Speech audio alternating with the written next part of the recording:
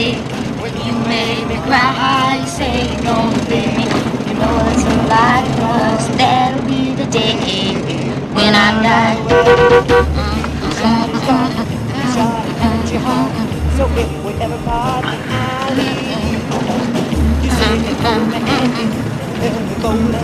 That's the day when I'll be through. Hey! When you make me cry, you say you're gonna leave. Make You me know it's a cry. lie, 'cause that'll be the day when I die. Well, that'll be the day.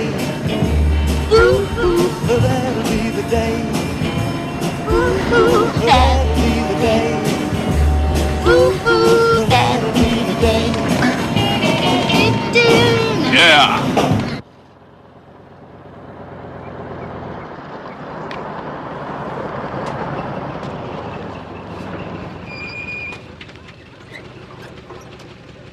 Charlie? Young lady? Hey, Gus. Where you been? Thought you were coming out hunting last week. Got screwed up. I'll do it soon, I promise. Figured I'd come out here getting a little target practice. I'll be my guest. Just don't wake up the corn. Be real quiet. Pretty good. You're getting better.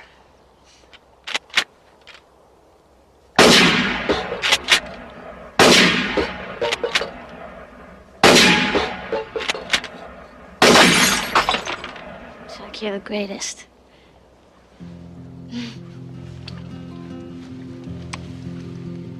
Catch me if you can.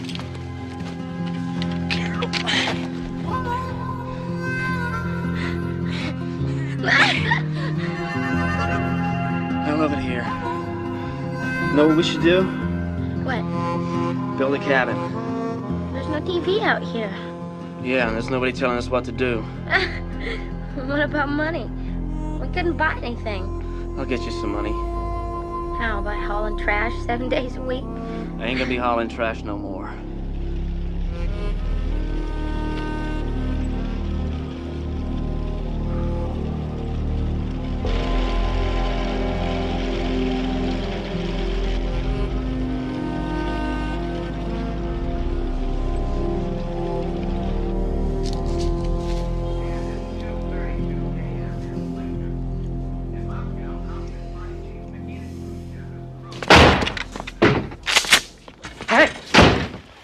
What do you want? Put your hands up. Put them up. Don't shoot, please. I ain't gonna shoot you. Unless you make me. I won't. I promise. I've got a wife with our first baby on the way. My girl's expecting too. That's why I need the money. Open the safe. Open the safe. I can't. I don't know the combination. Only the manager's got it, I swear!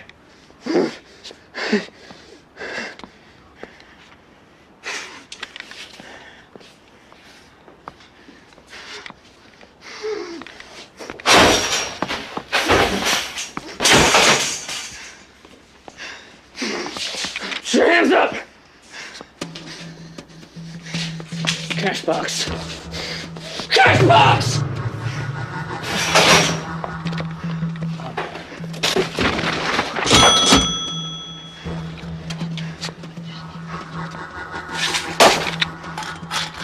How much is there? About $130 and a bunch of change.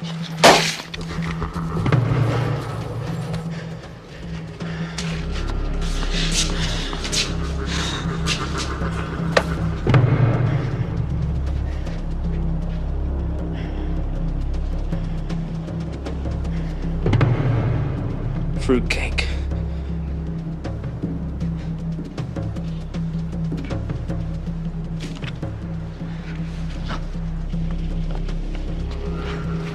Some smokes.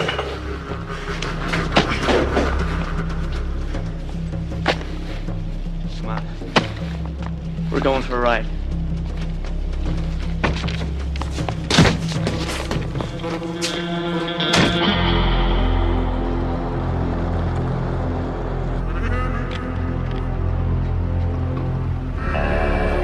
Pull over.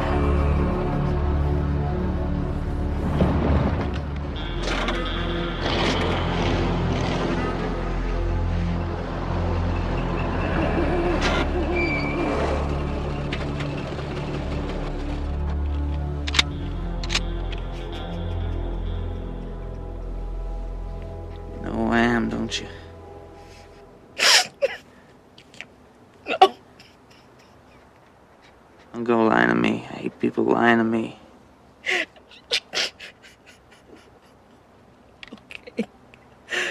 Okay. I've seen you in the station before.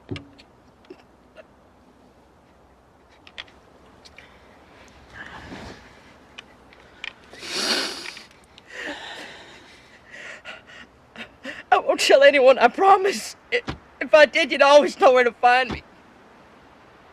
Get out.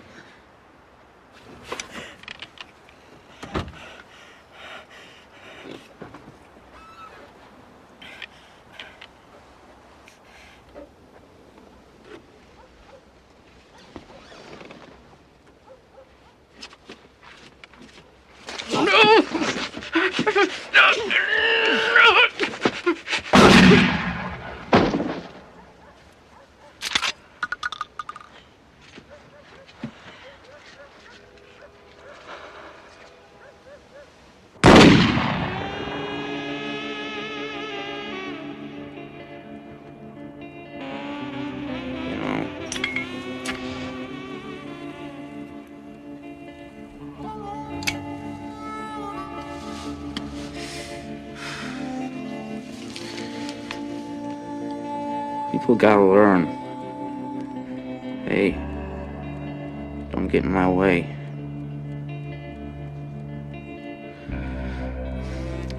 Don't get me wrong, I feel good about this. Real good. Said I was gonna make my mark. Do something real bad. Watch out, ladies and gentlemen, watch out. Days of Charlie Starkweather being everybody's whipping boy are over. As long as I got Carol, these fellas here,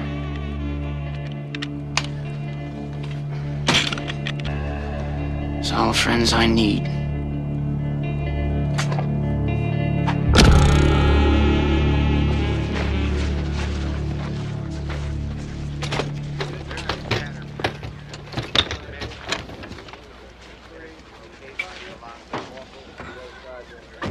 One of my deputies found the gas station unattended, so he radioed in a report. Just for the record, gentlemen, this is the first homicide we've had in the county this entire year. Sorry, fellas, I just need the county attorney for a few minutes. You're taking this new job seriously. Got to, Elmer. Nobody thinks I'm a real reporter anymore, because I work for a television station. Okay, if you can stand right here. All ready? Just give me 1 minute. Any idea who could have done something like this? Well, our guest is a transient, so we'll be checking all the motels and asking people to watch for anyone casually spending money or buying things with loose change.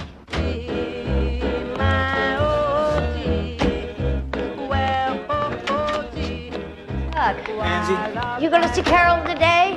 Yeah? You tell her I want to talk to her about that sweater she wanted me to knit? I will. I love that girl, love that girl. Oh, me, baby, squeeze me, never let me go. I'm not taking chances because I love her so. Yes, I love her.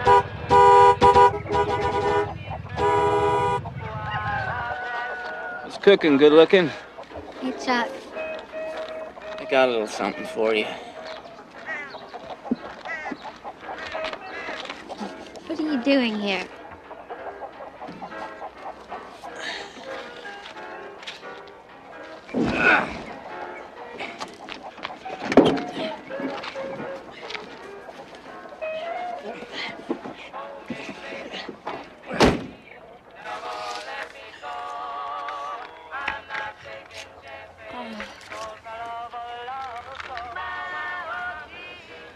You like it? I love it. It's the prettiest thing I've ever seen. There's room in the back to get our names engraved.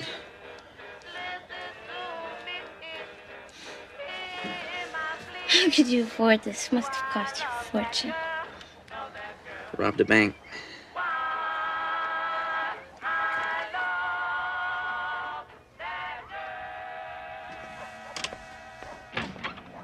Carol Ann, get in this house this second. I mean it, Carol Ann. Get in here now.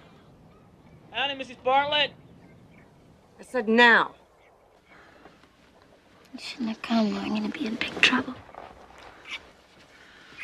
I'll be at my place around 5.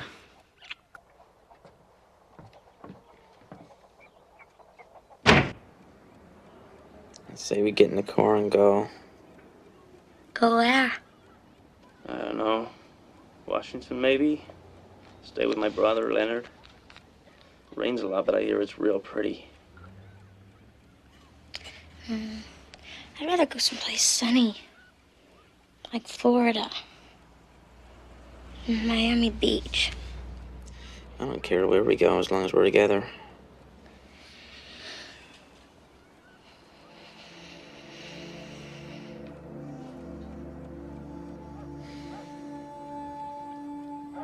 It's good, ain't it?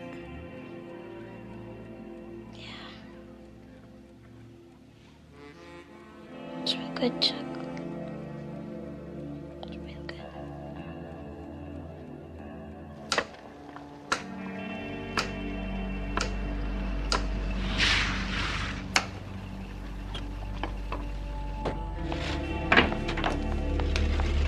Where you been? Out? You should have been home 4 hours ago. I was just out. Don't get fresh with me. You tell me where you been. I'll tell you where she's been. She's been off fornicating with her lover boy. Marion Bartlett, I will not have that kind of talk in my house.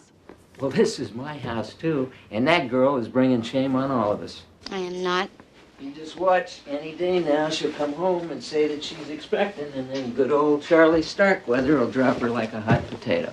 You don't know nothing about me and Charlie. Maybe he ain't all grand. But at least he don't go around yelling at me and call me names. Hey, listen, young lady. I got a right to take my strap to you. No! No! Not everybody upset! Don't you think I'd know if she was expecting? Woman, nobody knows nothing in this house.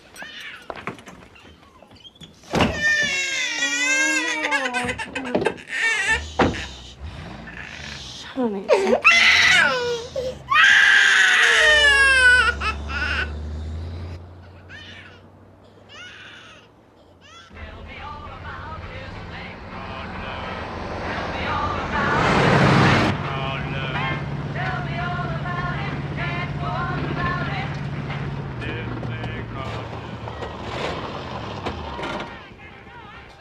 What you doing? I told you I'd pick you up. I can't go with you today, Chuck. Why not? I just can't. You gotta. No. You're coming. Leave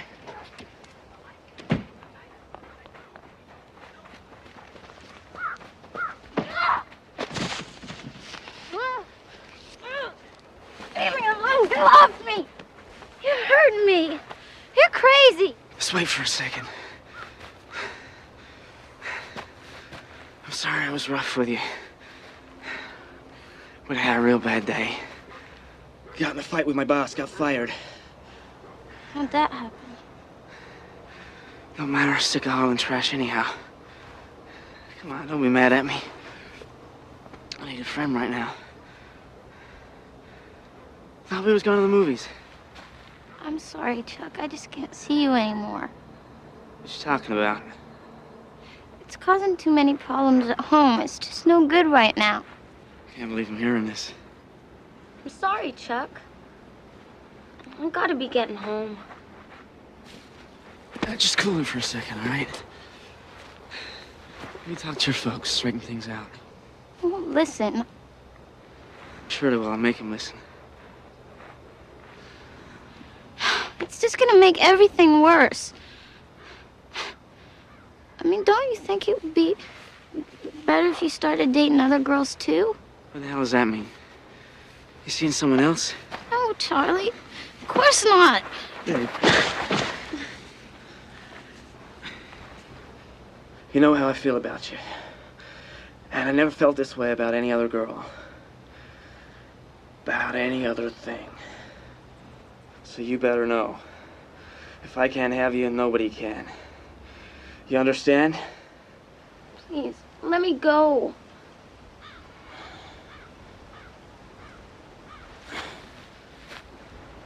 You better understand.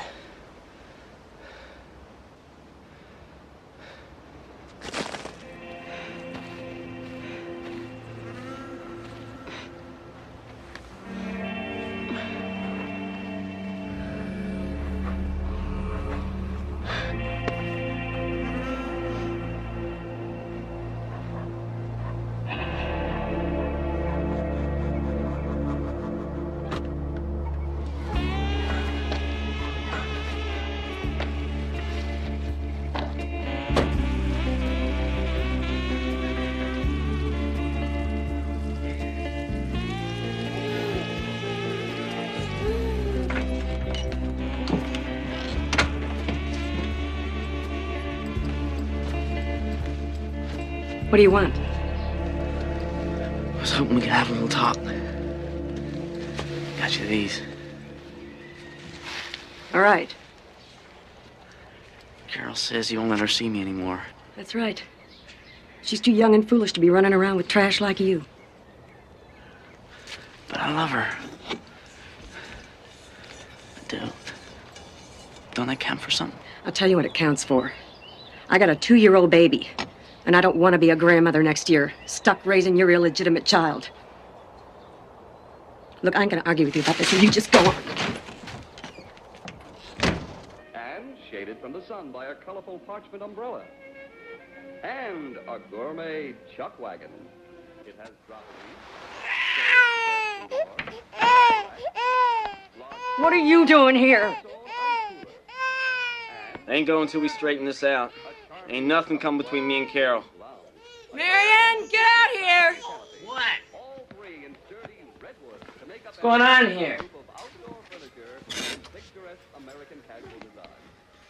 Come here. Talk about me and Carol. But your wife don't wanna. There ain't nothing to talk about, so get the hell out of here. No, sir, there's a lot to talk about. I said, get! Order me. Get!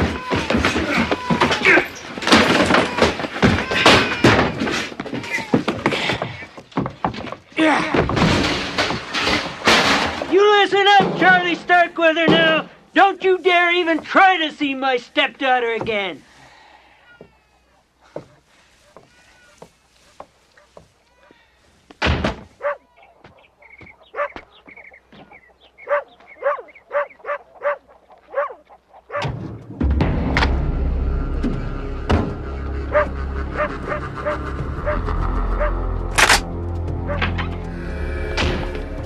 What are you doing back? Where's your husband? What do you think you're doing?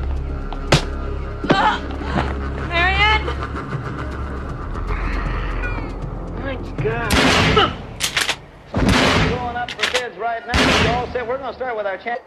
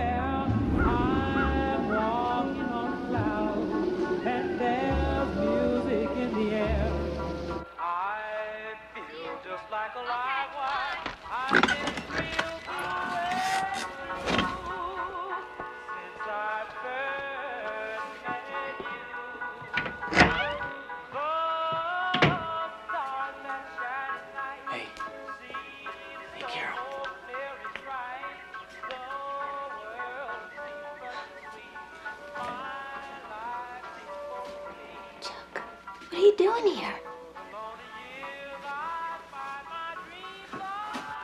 What is going on? Where is everybody? Why are you acting so crazy? Where's my mother? My dad would kill you if he knew you were here.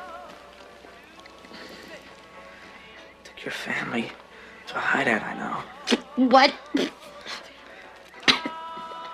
are you talking about?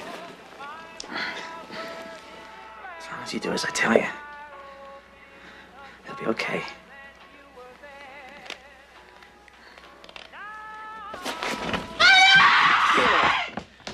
Come here! They're okay, they're okay. They're okay. Where are they? What did you do with them? Stop screaming, stop screaming. Please! Stop screaming. Stop screaming.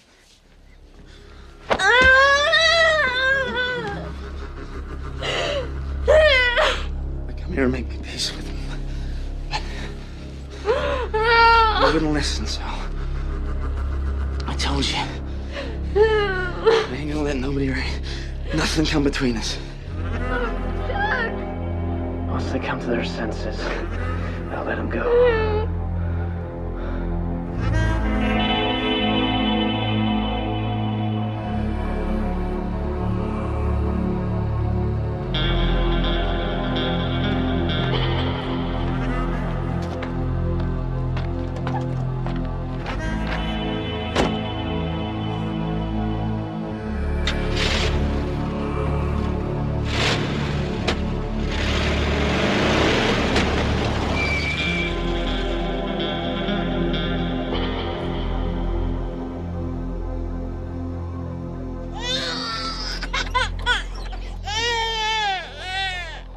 Look, it's gonna be a minute, Barbara. Give her to me. Yeah. Right here. Yeah. You got her? You got her? Sugar. Come on, Okay, sugar. shush, baby. I'll be right back. Hi, Carol. I thought I'd bring the baby by to see Mother. Can't come in today, Barbara. Everybody's got the flu. Really? Even Mother? Everybody. No, please, you just go home. Well, let me go inside the house for a second. You want your baby to get sick? If you know what's good for you, you'll just go home. Why are you acting like this, Carol? Go on. I mean, I'm just gonna go inside for a second and talk. All right, I'm going.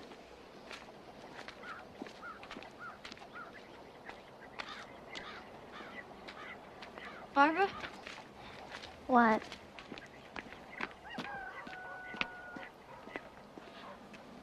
Listen, I'm sorry I was so cranky. If you don't go home, Mother's gonna get hurt real bad. She will. Why? What are you talking about?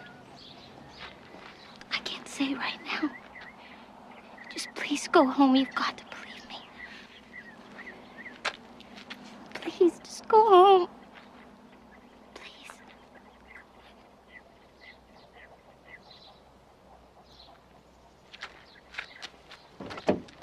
What was all that about? I have no idea.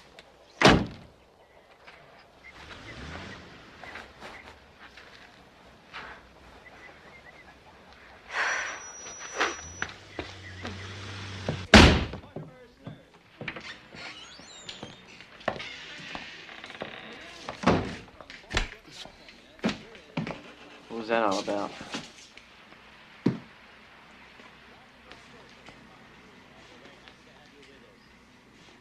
Well, I had to make sure she believed me so she wouldn't come back. Think she will? No. Good.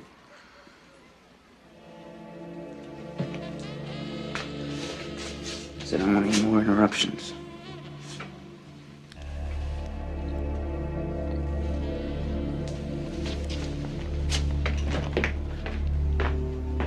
What you doing? I'm not in the mood, Chuck. Because you're mad at me, right? Of course I'm mad at you.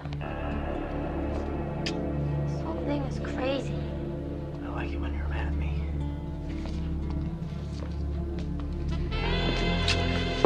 I like everything about you.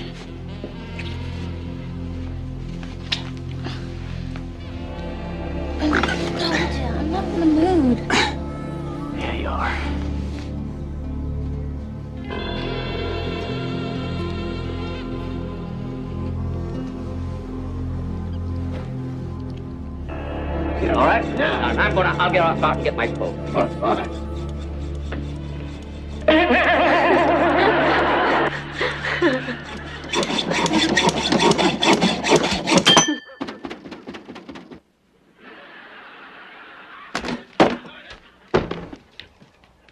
Carol?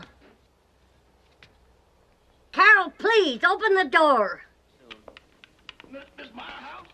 Yeah, Hauser. I'm taking her to the concert. Get rid of her. And don't open the door, you hear? I know, but it's shrunk, but it's the only one I've got. There's nothing to worry about, Granny. I'm nursing him fine. I'm not worried about germs, child, not at my age. Please, let me in.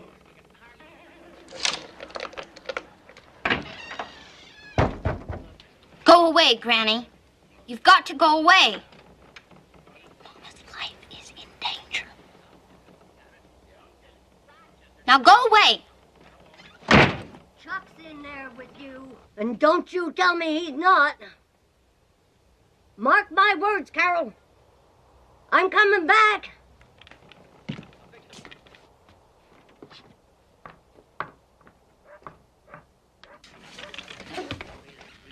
I'm going after her. No, you leave her alone.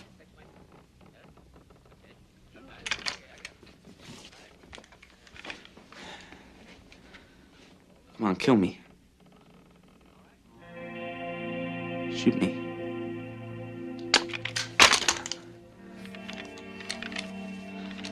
Hi, girl.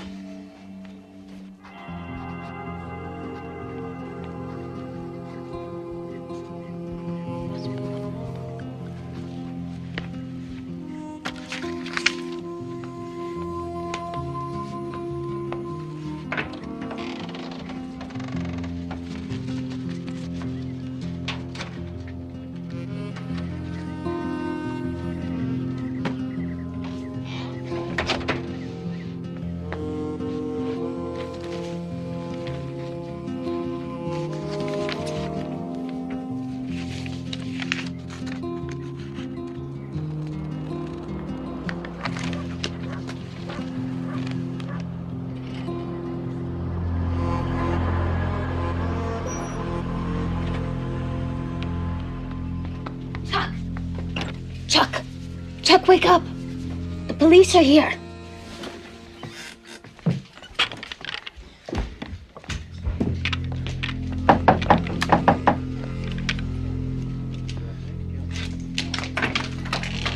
Hi.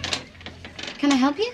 Yes, your brother-in-law asked us to investigate a possible problem out here. My brother-in-law?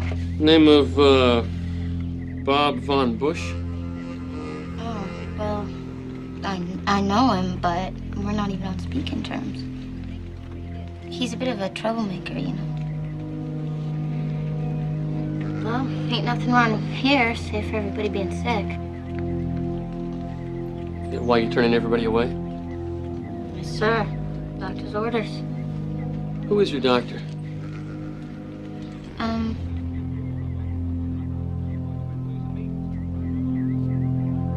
I think his name is Parsons.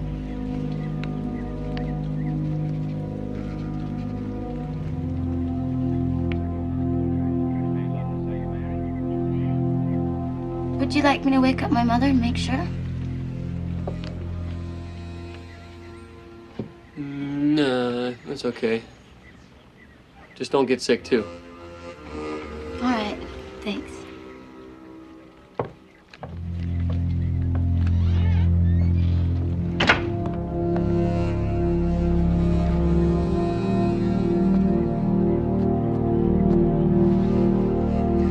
We gotta get out of here.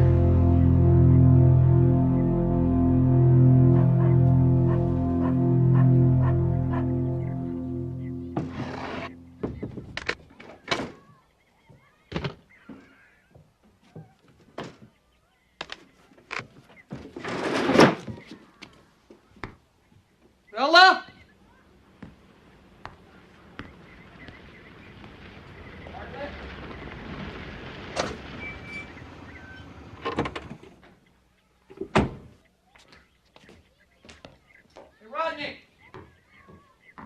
Hey, Rodney, over here. matter? You sounded awful worried on the phone. Well, something's not right. Pansy Street was over here with the police, and nobody's seen your brother Charlie or my in-laws in over a week. Now, I don't know what's going on, but we better check it out ourselves. Come on in, the front door's locked. Come on.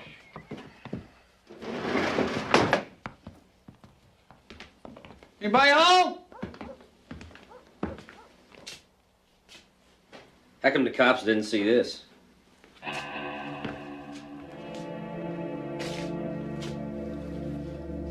That's from my father-in-law's 410. Yeah.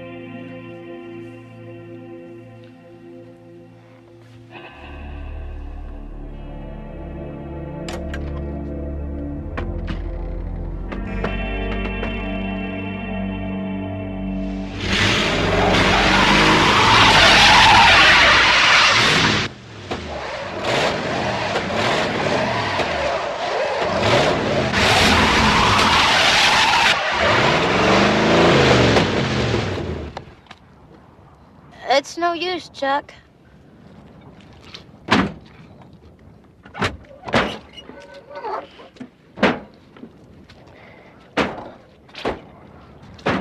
Now what? Got me.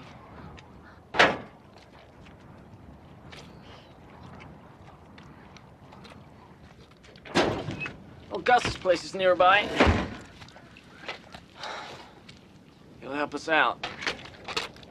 I bet we're miles from Gus. Come on. Oh, I'm tired. I'll just wait here until you get back. We ain't splitting up and we ain't staying here. Come on, it's getting cold. Oh, my feet hurt.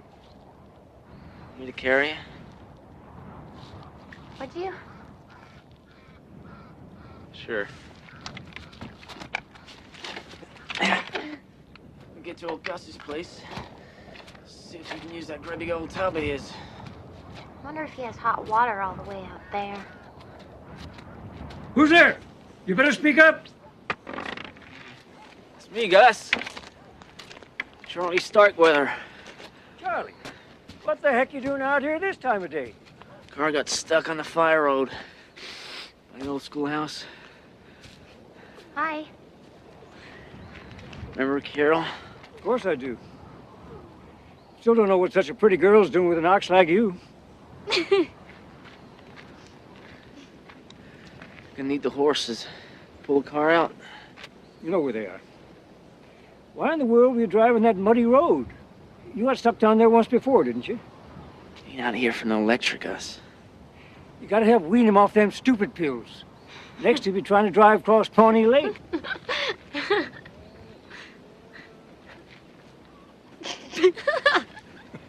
What you laughing at? Nothing. Nothing, Charlie.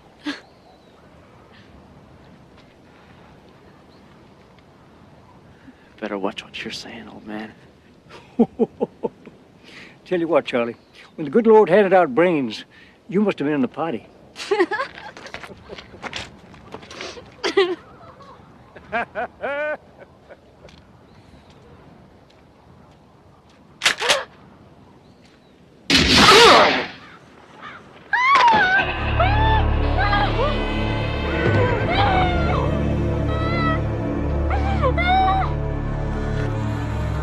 Shouldn't have made fun of me.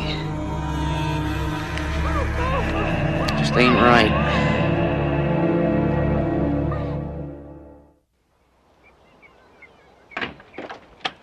Come here, Rodney, look at this. What do you make of that? Stay away, everybody's sick with the flu. Miss Bartlett. Who's Miss Bartlett? That's what they call the baby. How's that figure? Come on.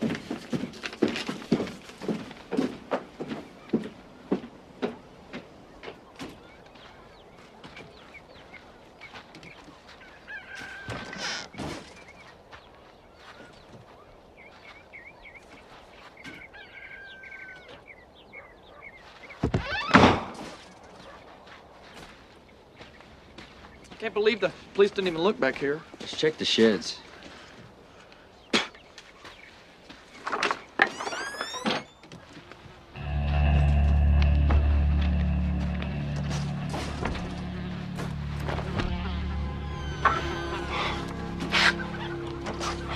God!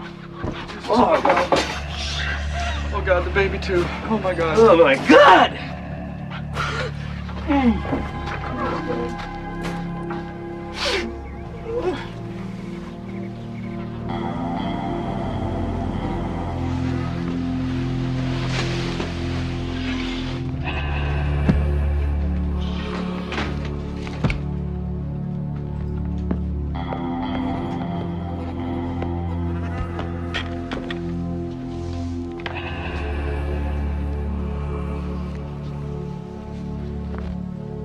I thought you said old Gus was gonna help us. Now what are we gonna do?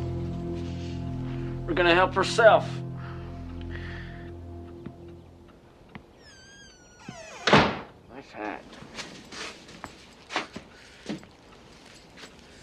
don't you run a tub? Take a bath.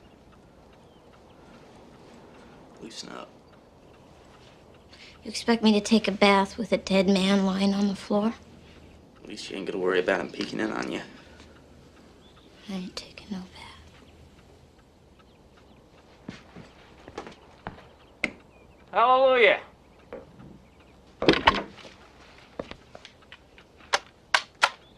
We're outlaws, Carol. Now, I can just find some money.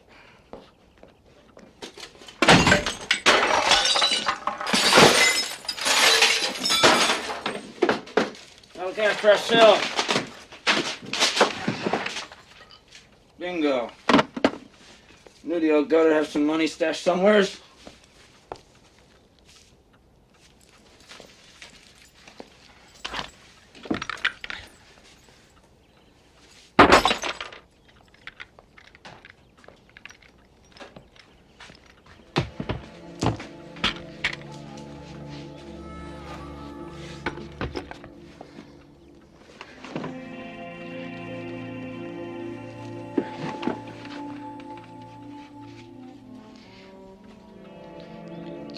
Chuck, why don't you go on ahead now on your own and I'll just stay here? What you talking about? I don't like any of this. Sure you do. No, I don't. I want to go home. We're in this together, Carol. To the end. No matter what happens, you'll always be my girl. Promise me that much. Won't you? Yes. United we stand, divided we fall. This is better than a Saturday matinee. I don't know. I guess once I got over the initial shock, first thing went through my mind was, how could Little Red have done such a thing? When you say Little Red, you're referring to your brother, Charles Starkweather? This man, he was a dead shot, and he knew more about firearms than anybody. It hurts me to say, but I'm pretty sure my little brother was behind all this. I'll take it. Hey, got an update, Elmer? How many bodies you find in there, Elmer? Come on, Elmer, what story? The coroner's preliminary report indicates parents died of small caliber wounds to the body. A little girl from a skull fracture. The time of death has not been determined, but we can safely say it was at least several days ago. Have there been any arrests? No, but we are seeking for questioning Carol Ann Fugate, Mrs. Bartlett's 14-year-old daughter from a previous marriage, and her boyfriend, Charles Starkweather. Are they your prime suspects? Well, let's just say we hope they'll be able to shed some light on our investigation. Excuse us. Come on, Elmer, level with it.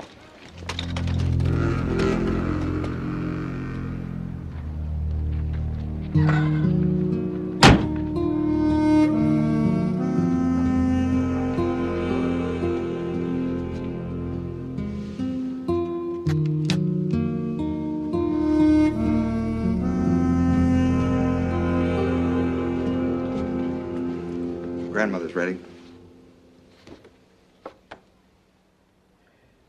Betty and me.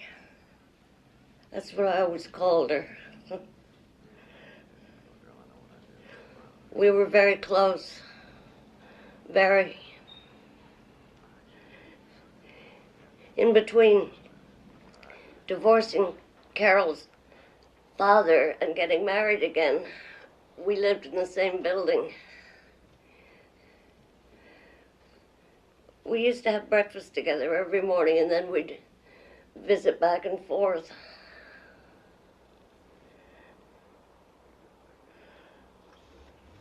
Now I won't see her anymore. With that little baby. I'm sorry. I can't. I'm sorry too, Miss Street, for imposing on you at a time like this. Perhaps it'd be better if we talked again tomorrow. Yes, perhaps it'd be better. But you all have to believe she didn't know anything about all this. She loved her mama and her baby sister. We appreciate you telling us this, ma'am, we really do. But what we don't understand is why did she stay on knowing her parents had been killed? And why did she keep turning visitors like yourself away? As God is my witness, she didn't know anything about these killings. I just pray to the Lord that that poor girl is still alive. Can I stop and get something to eat? I'm starved. Pull in here.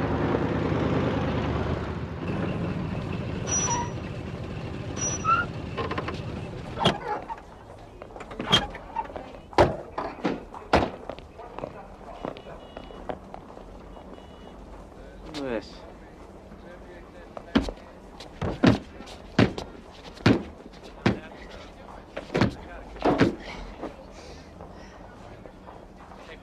Tire's flat. Let's get it fixed, get something to eat.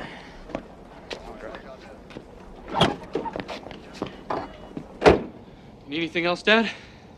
Any chance you could swing by American Legion, pick up some membership cards? Sure. Since you'll be working late, I can drop them back. No, just bring them home.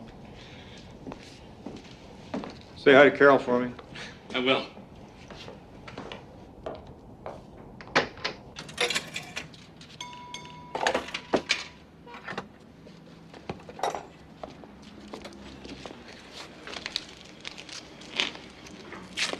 You said we were gonna eat.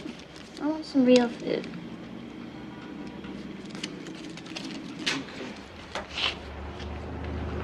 There's a diner next door. We'll order some cheeseburgers and fries to go. I'll be over in a minute. How many times has she given her love? And how many times have I cried? Do you remember the night that I gave my love to you? And your arms Your order will be up in a minute. to the sky. Well, your arms are out here, holding me. I need another $1.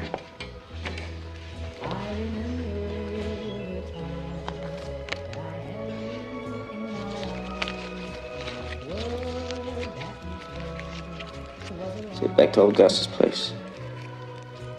Spend the night there. I don't want to. The place gives me the creeps.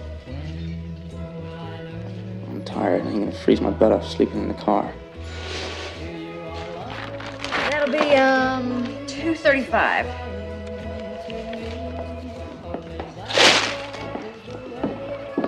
Meet you outside.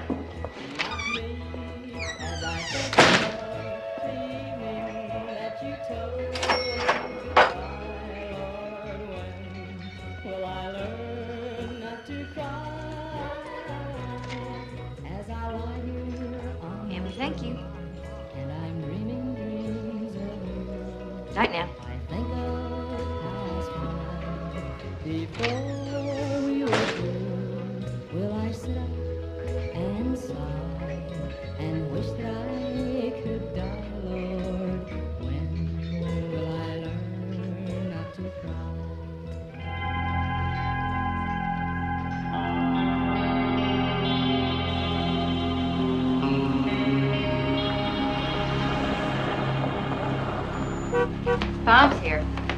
He can wait a minute. Oh, no, you go on. I can finish up. Oh. It's a school night now, so don't be late. Don't worry. I'll be home early.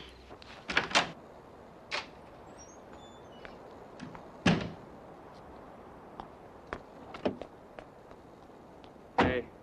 Hi. How you doing? Good, how are you? Good. You Thank got away you. okay? Yeah, Great. You look really nice. thank you.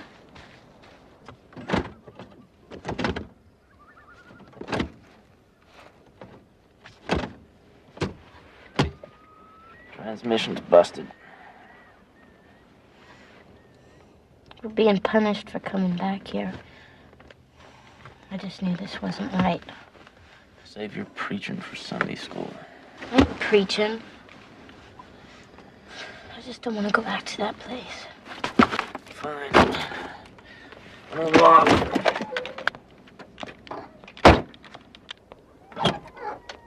Where to? Kansas. Kansas. You're going to Kansas, Chuck. You're walking by yourself. Might be I'm going straight to hell and you're coming with me.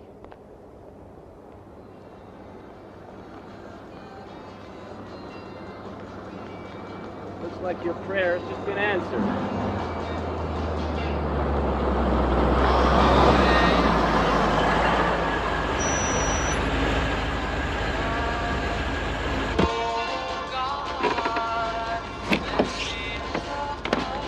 You need some help? Yeah, could use a ride into town. Transmission's broke.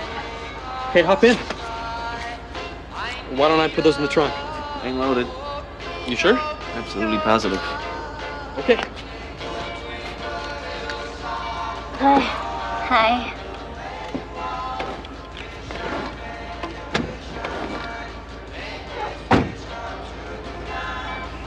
Well, I'm Bob. And this is Carol. I'm Charlie, and this is Carol.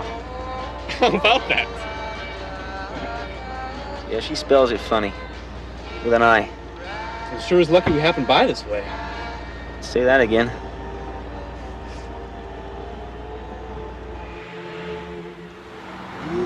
There you are, little star.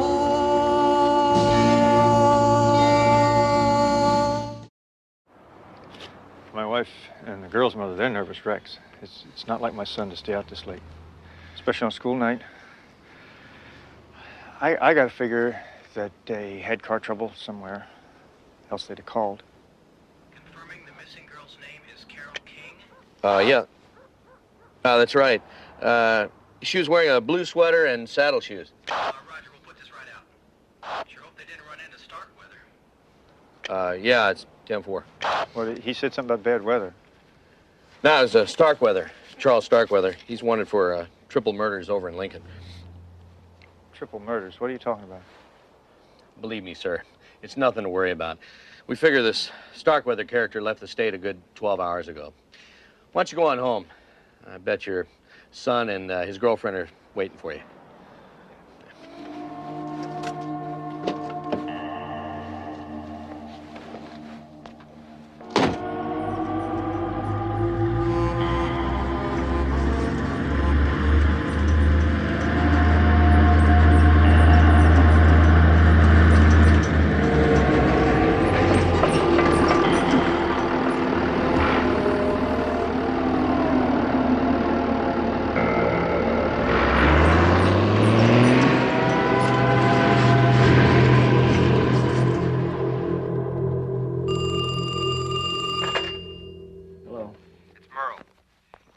Charlie Starkweather's car. Where? Outside Bennett. We got a farmhouse surrounded where we think he's hiding. We're just waiting for some tear gas. All right, I'm on my way.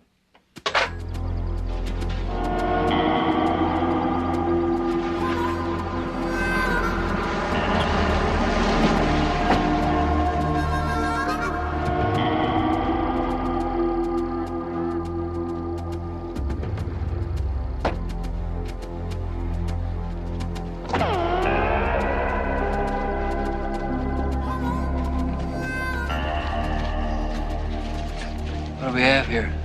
I've been been talking to him. He's not responding. I want to go in and take him. Try him again. No sense kidding yourself, Charlie. You can step out right now with your hands up, or we're gonna force you out. You got 1 minute to make up your mind. Not a second longer.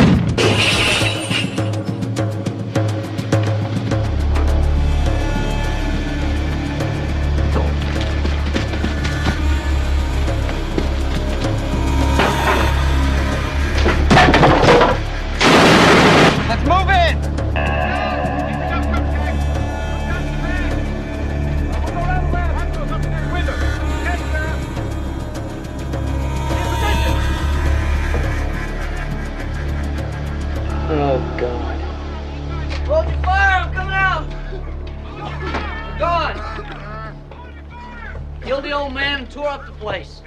Never had a chance. How's that? Shot him right in the back. Gone? That guy, you shot him in the back. Nobody here.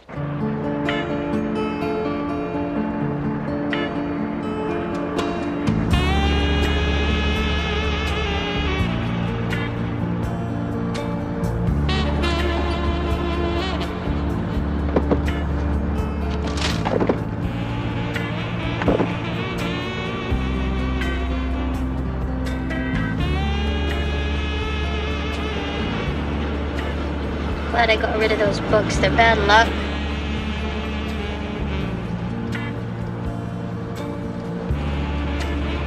You're bad luck.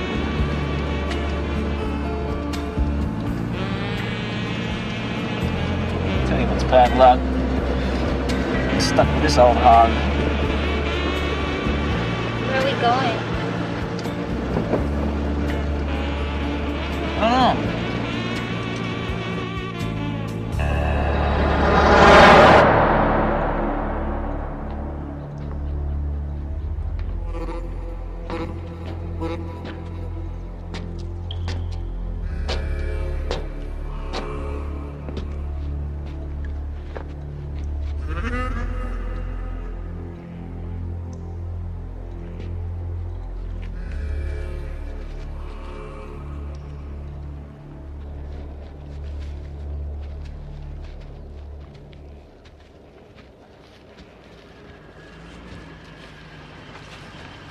What is it, Elmer? Another murder? 2. Missing teenagers from Bennett. And it wasn't just murder. I've never seen anything like that in all my years. Oh, there's no doubt about it now. We've got a mad dog killer on our hands.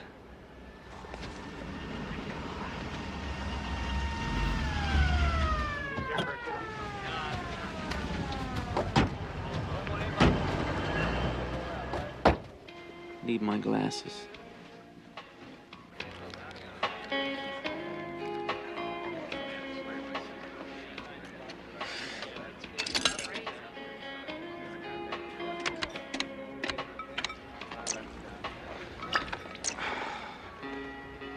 What's with you? How come you didn't eat?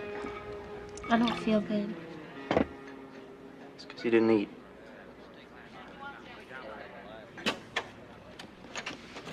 I have to go to the bathroom.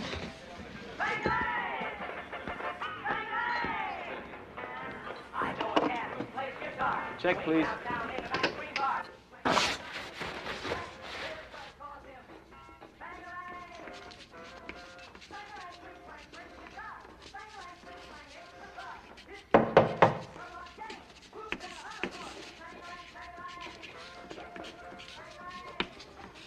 Carol?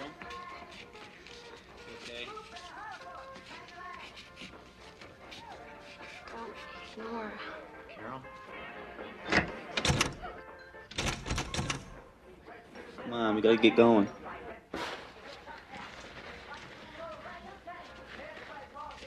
Carol?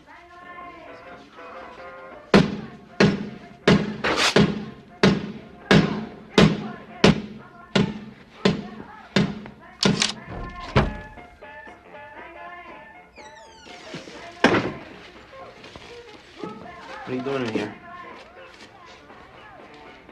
Washing my face. Can I even wash my face?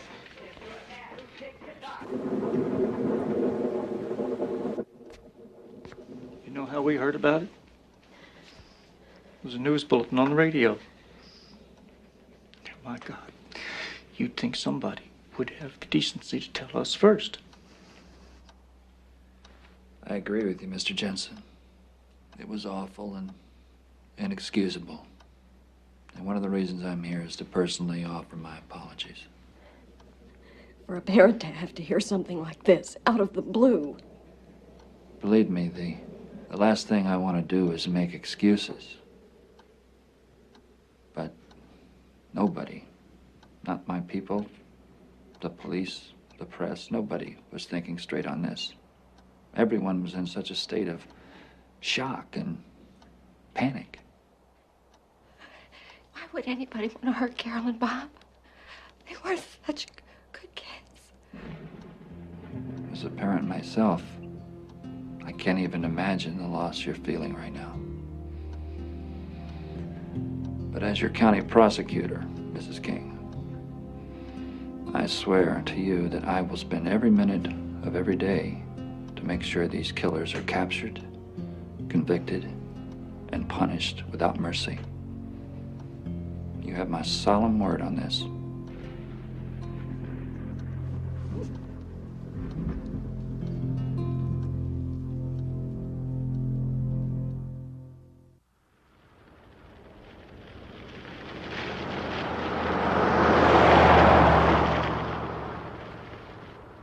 Lancaster County Attorney Elmer Shields said police in all adjoining states are helping in the manhunt and roadblocks are being set up.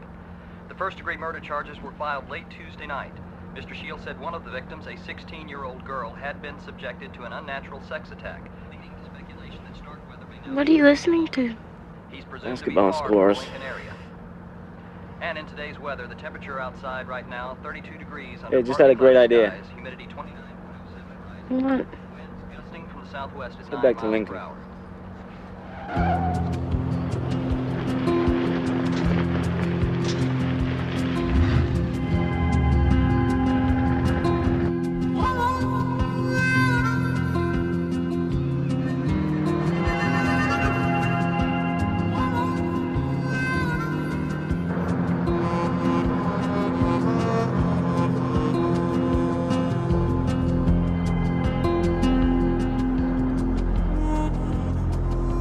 This is a part of town you never saw.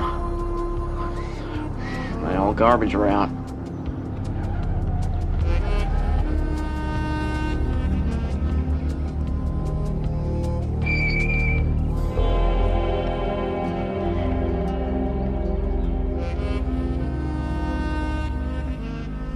What are we doing now?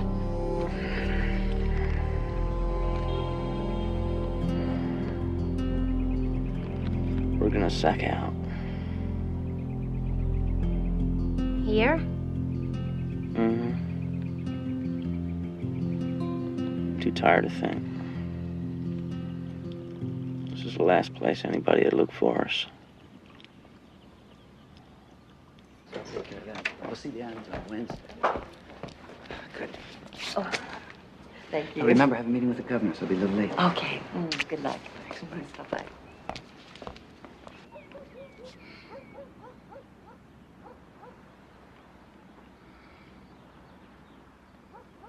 I used to haul this guy's trash every Thursday. Bet he makes more in a day than my old man makes in a year.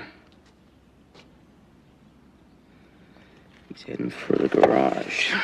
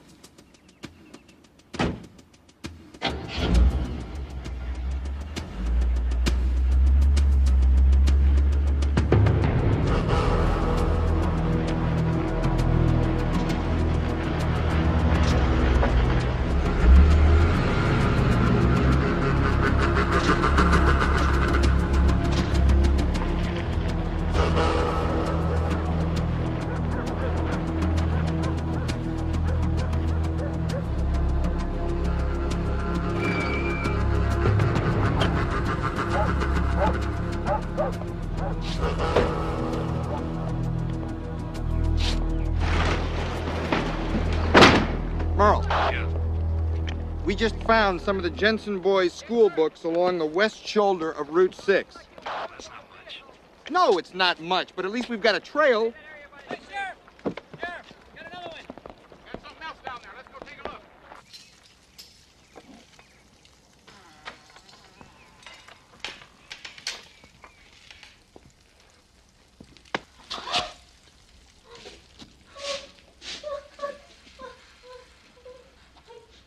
Shut up.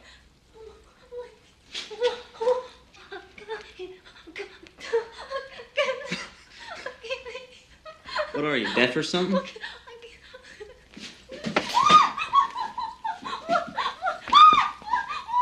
Right. Right. Who else is in the house?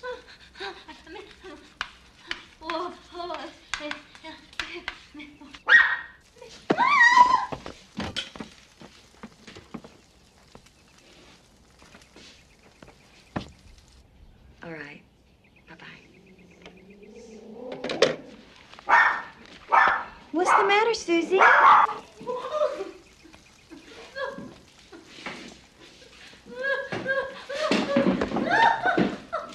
Mama not paying enough attention to you?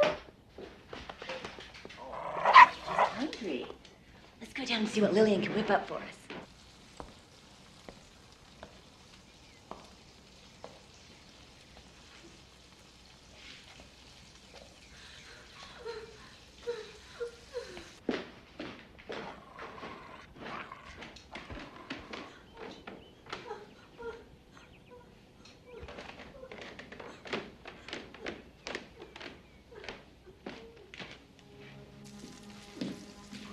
What's the matter, Lillian? Are you sick?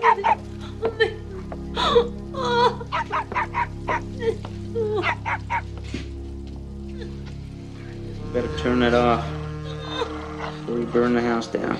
Oh, my God. Do it. Get rid of that dog.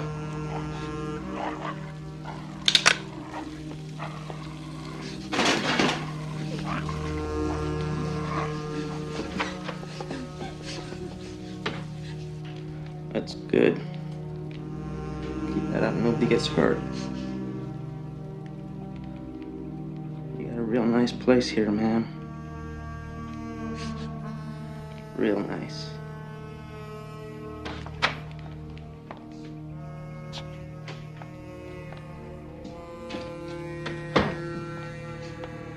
This here is my girlfriend, Carol. Nice to meet you, Carol.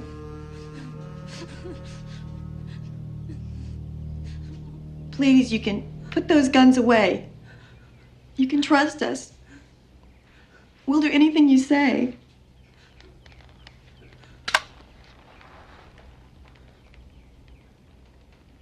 Well, for starters, how about making some pancakes? Carol, take the maid and lock her up somewheres. She's deaf, so write her a note.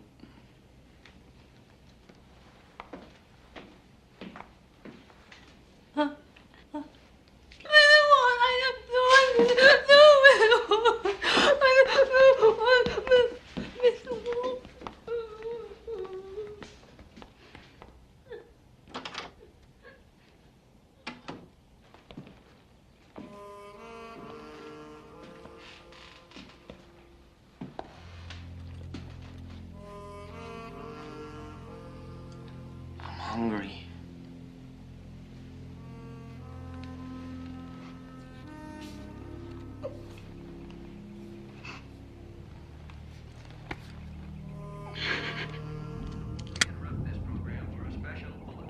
With the death toll now at 6, spree killers Charles Starkweather and Carol Ann Fugate are still at large.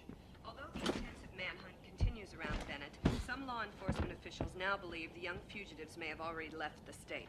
Fueling that speculation was the announcement that federal charges of unlawful flight to avoid prosecution have been filed against Starkweather and Fugate, and the FBI has now officially entered the case.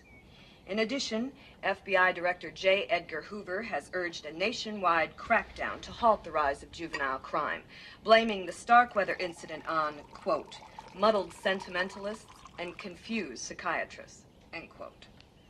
This has been a special bulletin We now return to our regularly scheduled program. Turn it off.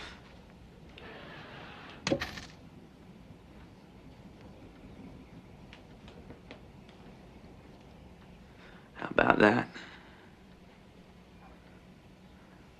FBI's after me.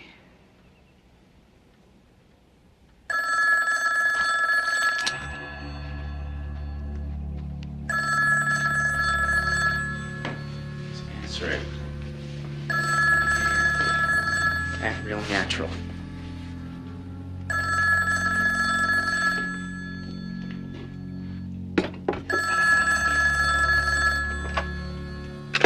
Hello? Clara, it's Margaret. Oh, hi. Can I call you back later? I was just running out the door. Well, I've gotten us a guest speaker. Very good. You will call me. I promise.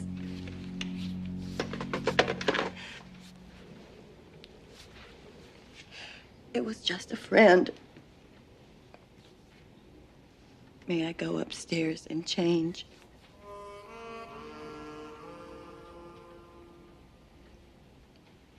Please. Sure. But no funny business. Or I kill the maid.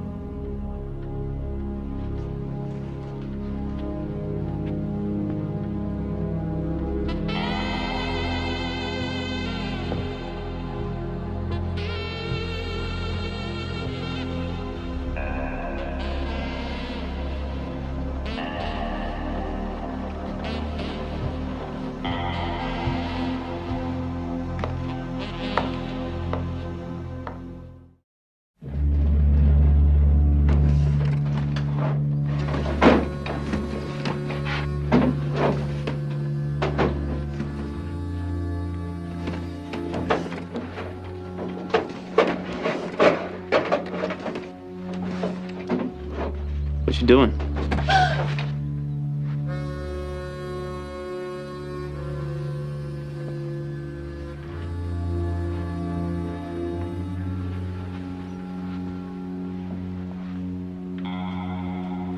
Come on, I ain't gonna hurt you.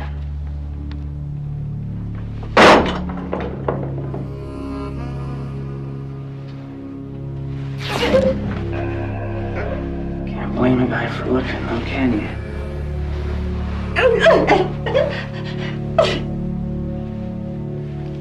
She's such a classy lady.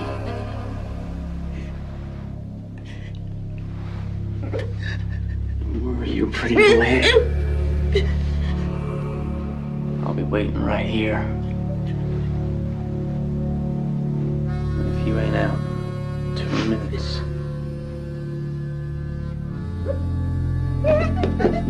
I'll be coming in for you.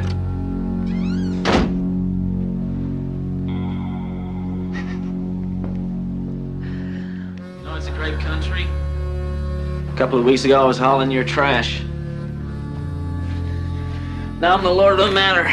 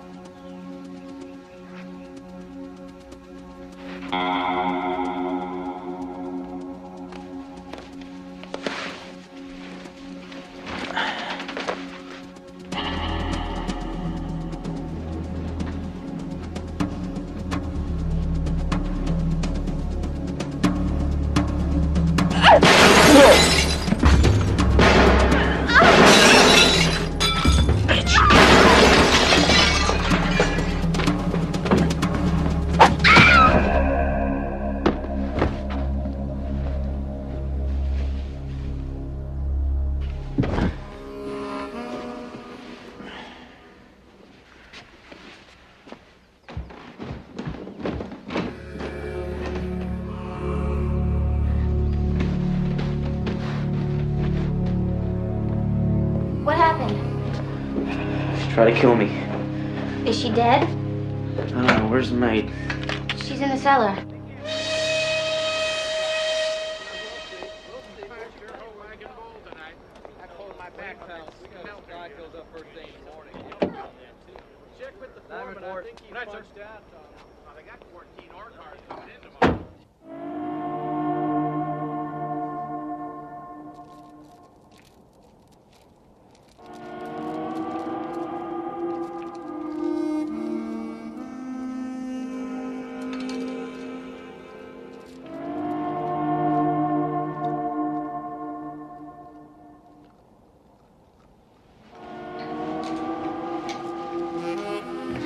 Abracadabra.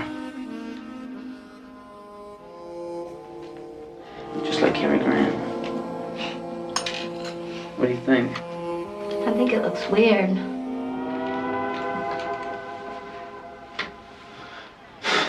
It's the best it could. Are we gonna leave now? Just hold your horses. Just put something nice on this place. It's like a department store. Pick something up?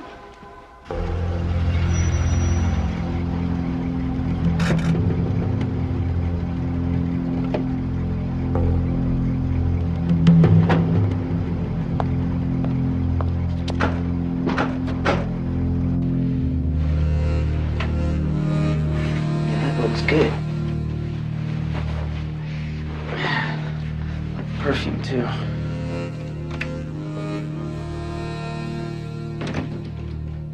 Clara, I'm home. Someone's here. I'll be right down, honey.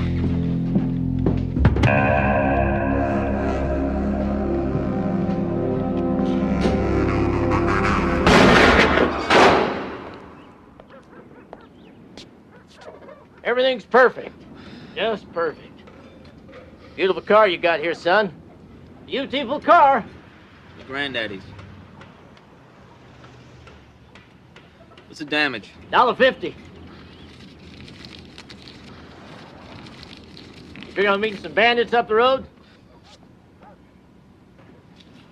Never know. Where y'all headed? Guess it don't matter, does it? I'll be right back with your change. Forget it.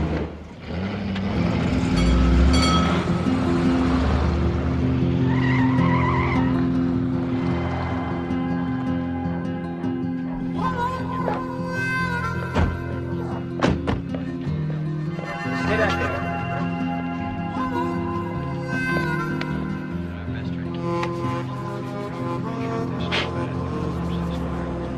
I think that's Governor Cardell.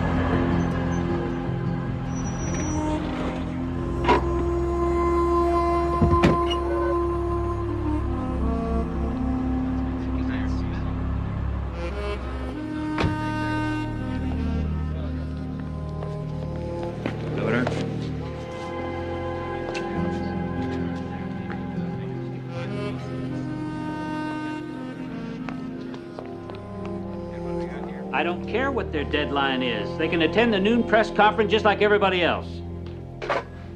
Somebody from Huntley Brinkley has to talk to me. It's their lead story tonight. What the hell am I going to tell them? Yes, the local police have totally lost control. Now, Governor, with all due respect, I don't think that's an accurate assessment of the situation. Elmer, this is a nightmare. Enough is enough. Once the word of these killings gets out, lid's gonna blow off this community. If you override the authority of the local police and sheriff, you will have anarchy on your hands. Hell, we just heard a story about a young man over at the university somebody thought was Starkweather, and if it wasn't for quick police action, the mob might have killed him. Elmer, Laura Ward was a friend of mine. Everybody knows that. If one of the most prominent couples in Lincoln can get murdered right in their own home, nobody's safe. But, sir, bringing in the National Guard is not going to contain the panic. Hell, half this town is already armed and trigger-happy. They're ready to kill each other. I understand your position, Elmer. I do.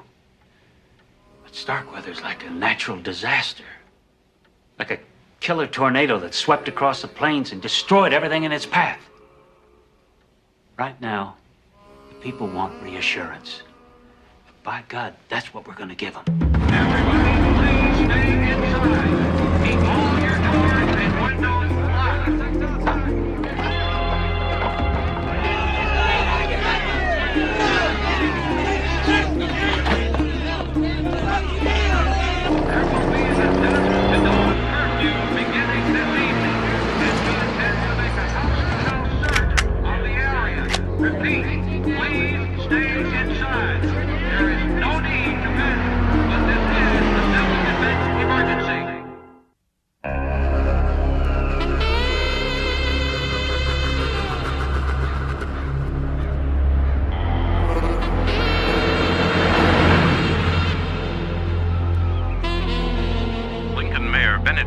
called on the National Guard and all available police officers to seal off the city and make a block-to-block, house-to-house search for the fugitive.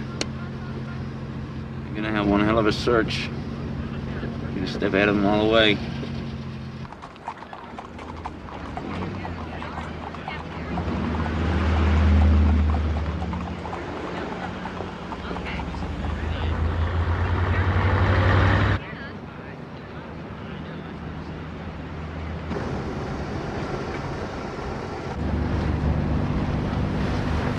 Truck's behind you. Get down. Reggie, this is Chief Ainsley. I need an ID on that Nebraska car they're looking for.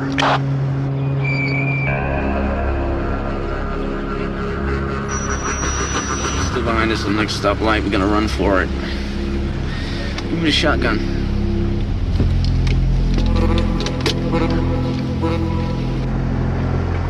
It's a dark blue 1950 Ford sedan, Nebraska license number 836392.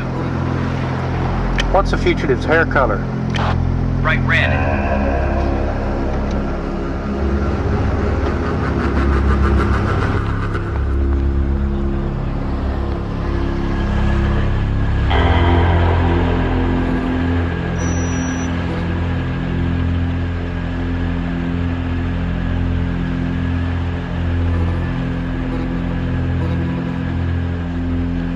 Pretty car you've got there. Thanks, sir.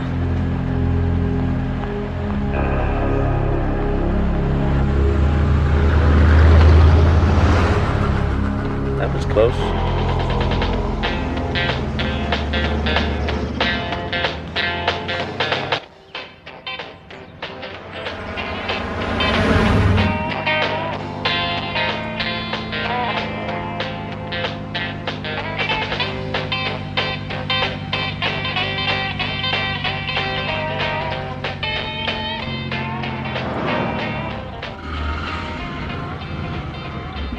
What are you doing? Gonna get us a new car.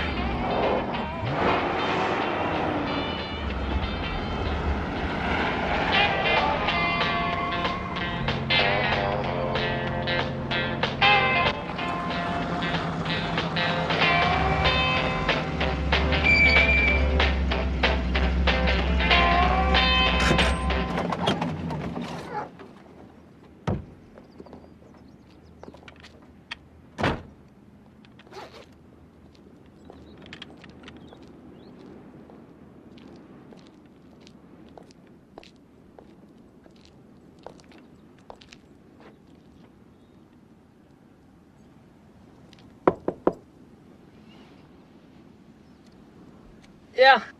We gotta swap cars. What? Unlock the door. No. I said open the door. No.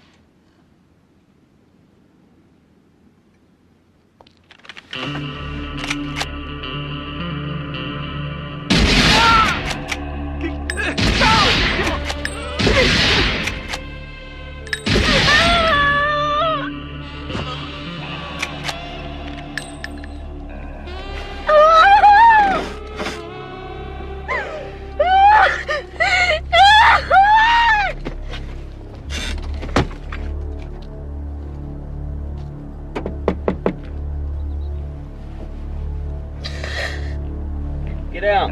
No! Leave me alone!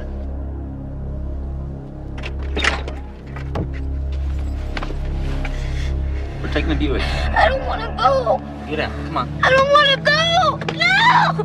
I can't! No! No! No, I don't want to go!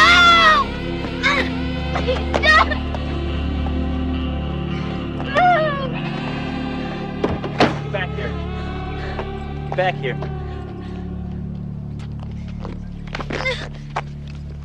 Please! No! Oh, no!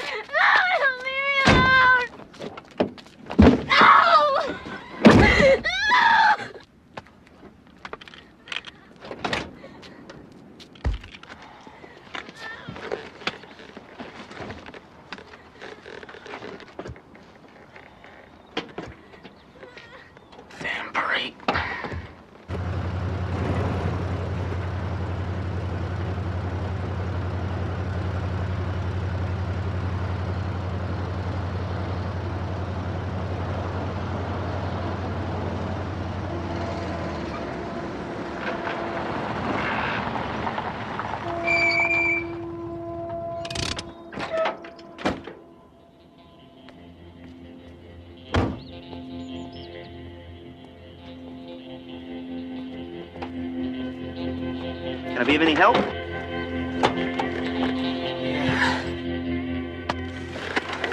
Kill me with a breaker, I'll kill you. No!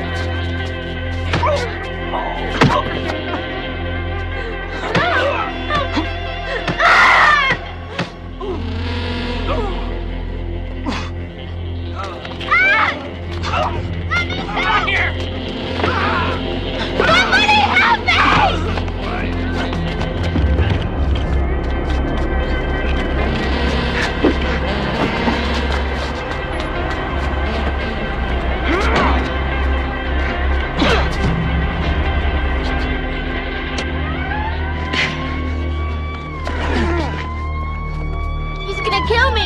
He's crazy! He just killed a man! I saw him kill all of them! All the people in Nebraska! I was there!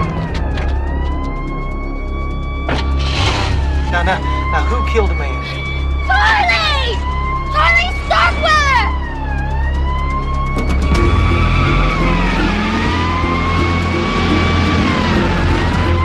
The fugitive is heading west towards Douglas. We need roadblocks at highways 18 and 20. He's driving a fancy car. I think it's blue. It's a possible Cadillac. He is armed and extremely dangerous. It's a spree killer from Nebraska. Come on, get out of here! I got his girlfriend right here in the car with me. Now you warn everybody the fugitive is Charles Starkweather. Repeat, Charles Starkweather.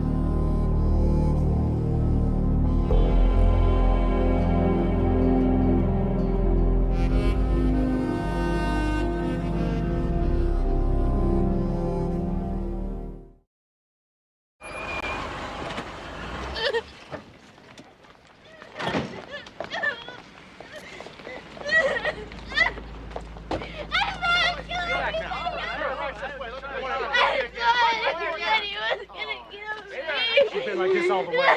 It's okay, Joe. It's all over. You're safe now.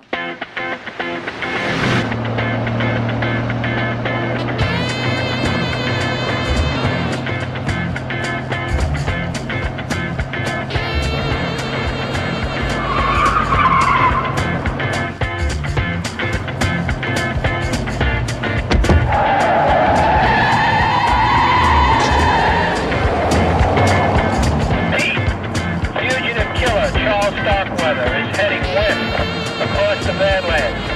He is armed and extremely dangerous. Well, look at there. You think that's him? It ain't the Roadrunner.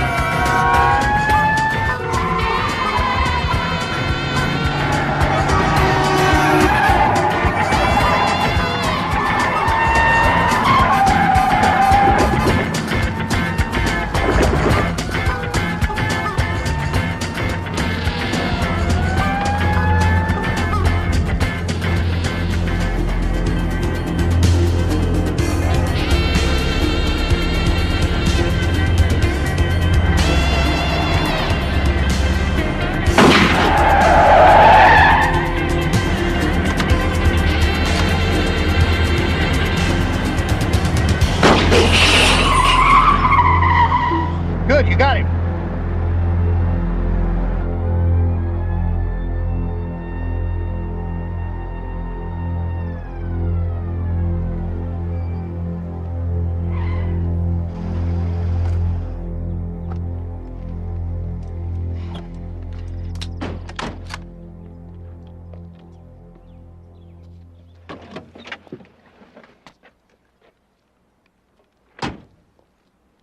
Right there. I said hold it and put your hands up.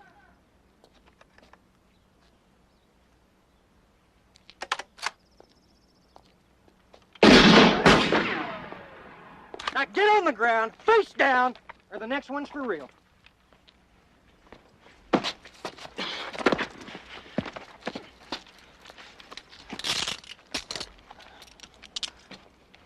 Turn him over.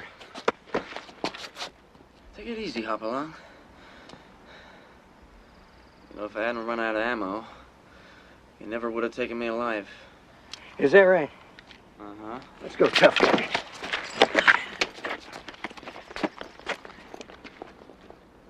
Now, please, Carol, you have to take off those dirty clothes and take a bath. I don't want to take no bath. I want my mother. Where's my mother? Your mother and stepdad and stepsister were killed. No, they weren't. Yes, by Charlie Starkweather. He never laid a finger on him. Yes, he He did. was keeping him hostage. Where's my mother? I want my mother. I want to see her. You call her and you tell her to come and you tell her to bring Betty Jean too. Thank God you're here. I mean, she's so upset. Now, please, young lady, just try to calm down. Nobody's going to hurt you. I just need to do a routine examination to make sure that you're okay and everything's all right. I don't want anybody touching me. I want my mother. Will you just leave me alone? I want my mother. I want my mother. We're gonna have to sedate her. Okay, okay. Hold her down, boys. Hold her tight. No! Please, no! Please! No! I'm sorry I hurt you and Mom, because I know you try to raise me up right. But I'm not sorry for what I did, because for the first time, me and Carol had a lot of fun.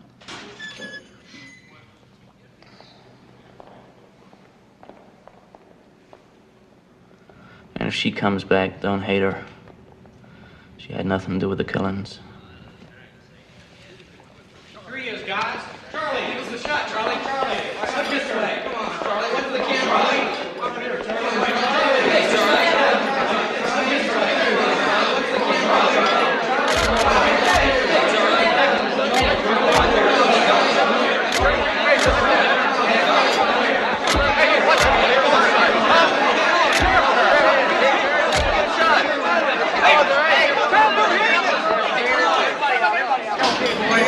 Shot of me later. You need to respect Mr. Starkweather's privacy.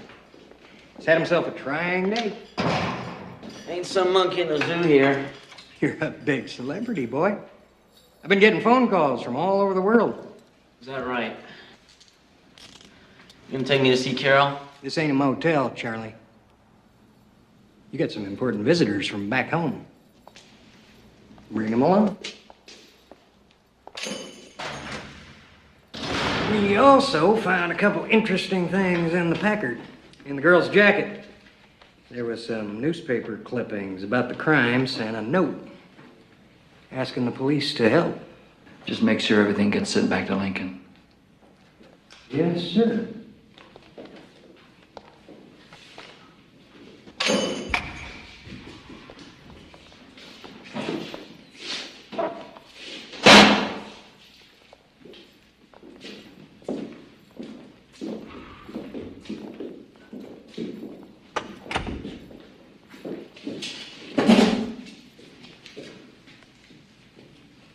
Hey, Sheriff.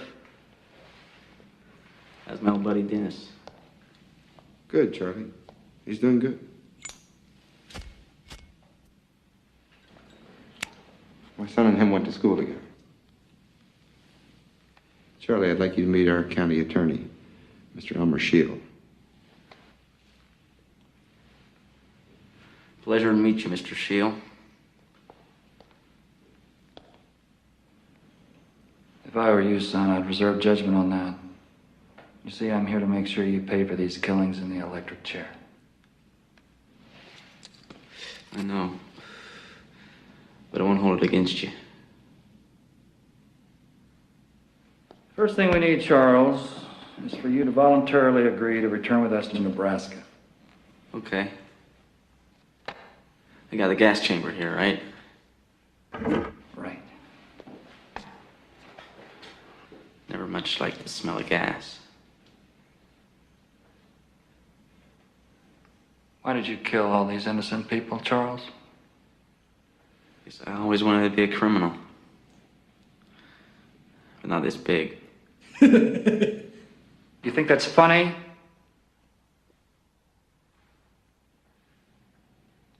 There's one thing, the only thing I'm gonna ask. Don't be rough on the girl. She didn't have a thing to do with any of this. Is that true, Charlie? Or are you just trying to protect her? Like I said, she had nothing to do with any of this.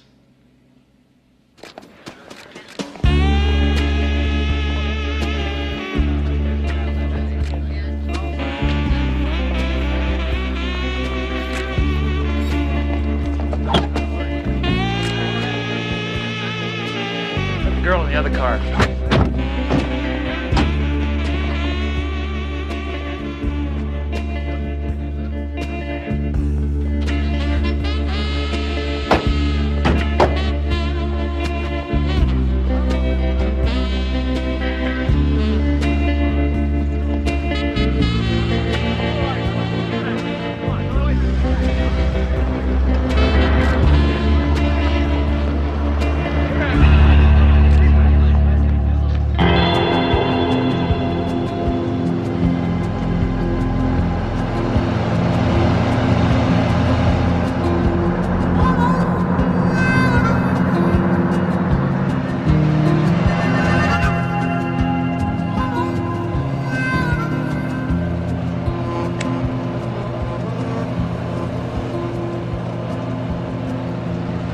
If I'd have made it back in them mountains, you fellas in need of the 7th Cavalry flushed me out.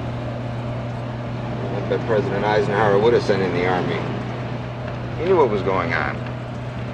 He knows he'd already killed 10 people. 11. Kill 11, not 10.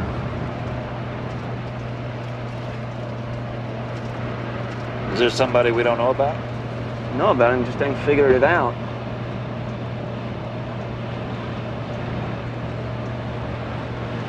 Gas station boy. Bobby Culver? Yeah, he was the first. If you fellas had caught me on that one, the rest would never happen.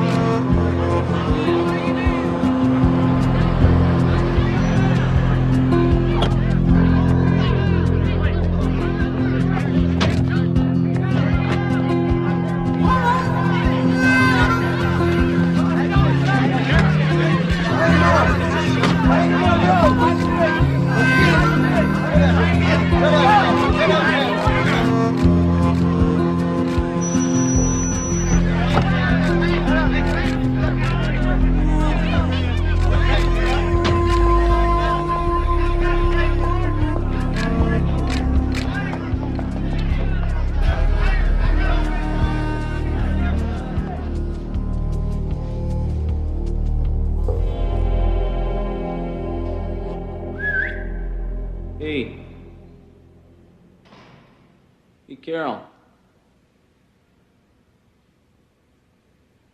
Come on, talk to me. Come on, Carol, talk to me. Why'd you run away like that?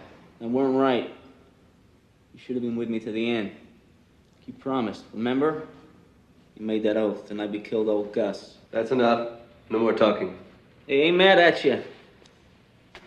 Things did get a little crazy out there. Listen. They're gonna try and drive us apart. But don't let them. Don't say nothing. You let me do the talking. I ain't gonna tell you again. Now be quiet.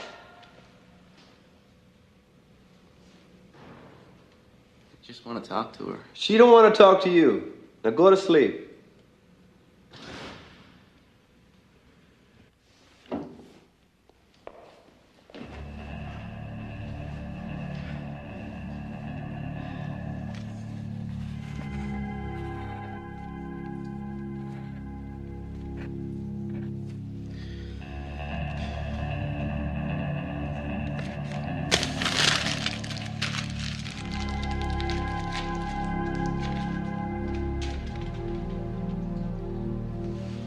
By the time anybody will read this, I will be dead for all the killings.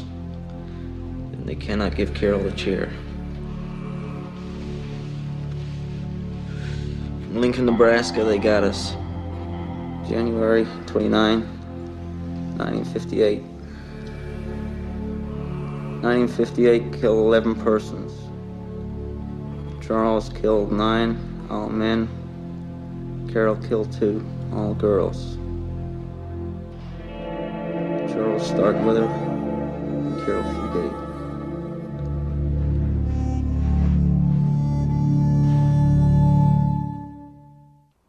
For security reasons, Charles Starkweather is being held at the state penitentiary, while Carol Ann Fugate is being held here at the State Mental Hospital in Lincoln. The reason for this is because Nebraska law prohibits a minor from being held in a county or state jail.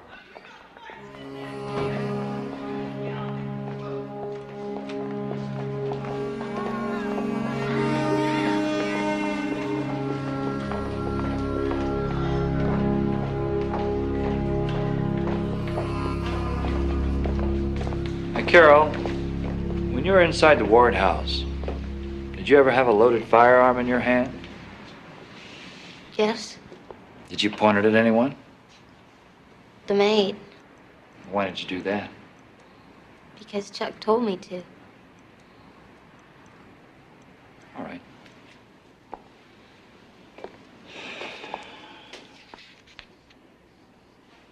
Now, Carol, let's talk for a minute about the killings of the 2 teenagers. Starting right after they offered you a ride.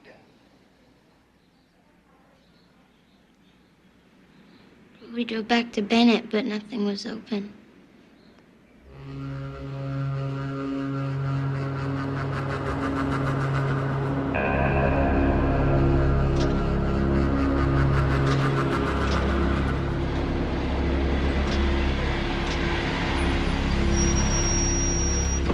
So where's the phone? It closed up early. That means they locked the phone up too. You got any suggestions? Yeah. Let's head back towards Lincoln.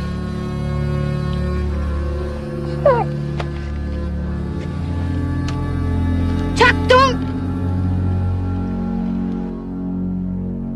And then Charlie had another idea. So we went back to the old storm cellar.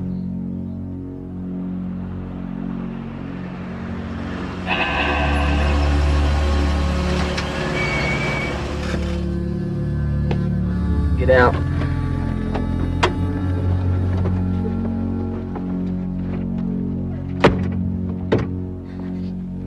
Got a flashlight?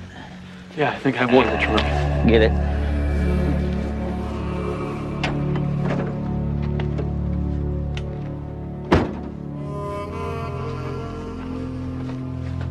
What's she doing? Get her out of the car. No. Please let me stay here with you. You've got to do what he says. Otherwise, he'll hurt you. I'm sorry.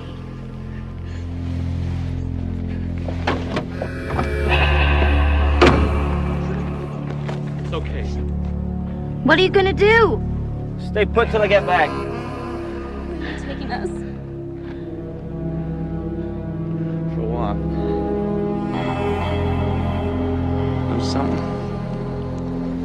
Sure are cute. How'd you luck out getting a cute chick like this? You can do what you want to me, but please just let her go. Ow! Stop it! Stop! Take it easy. Just going for a walk.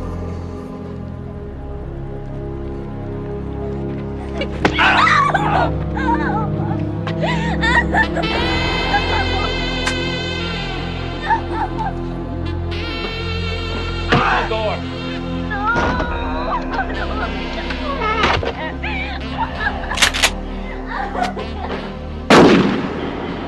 And that was the last time you saw them alive. Yes, sir. Carol, you do know how to shoot a gun, don't you? Yes, sir. Is Chuck the one who taught you? He used to go shooting for rabbits. And I'd come with him and shoot tin cans. Did you use a rifle or a shotgun? I think it was a rifle. I bet you're a pretty good shot, huh? Sometimes. Well, I'll do what I can, Charles. But I can't pull rabbits out of my hat. You signed a confession and told all sorts of people that you did the killings. That's right, I did. Then how do you expect me to plead you not guilty? Self-defense. Self-defense? You shot half of the people in the back. We'd be laughed out of court. It's your problem. Now, please, you have to understand, I'm here to help. I want to see you get a fair trial. But your only hope, slim as it is, would be to plead not guilty by reason of insanity. No way. I'd rather just skip the trial and go straight to the chair. Oh, Charles. No, I got a reputation to uphold. I killed them because they had it coming. And that's it. Nobody remembers a crazy man. Hey! What's all the shouting about?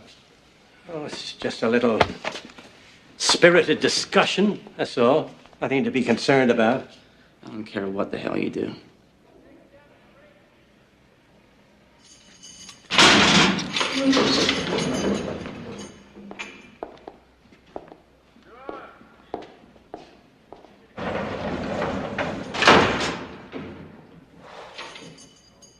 You know, you ought to be nice to Mr. Gone, Charlie. He's a good lawyer. He ain't good enough. Shield's gonna chew him up and spit him out. Well, maybe so. You know, you ask me, I think your biggest problem's Carol Fugate. What the hell are you talking about? She's been saying terrible things about you, Charlie. No, really. Shocking things. It's a lot of crap. Well, if you don't believe me, here it is. Black and white.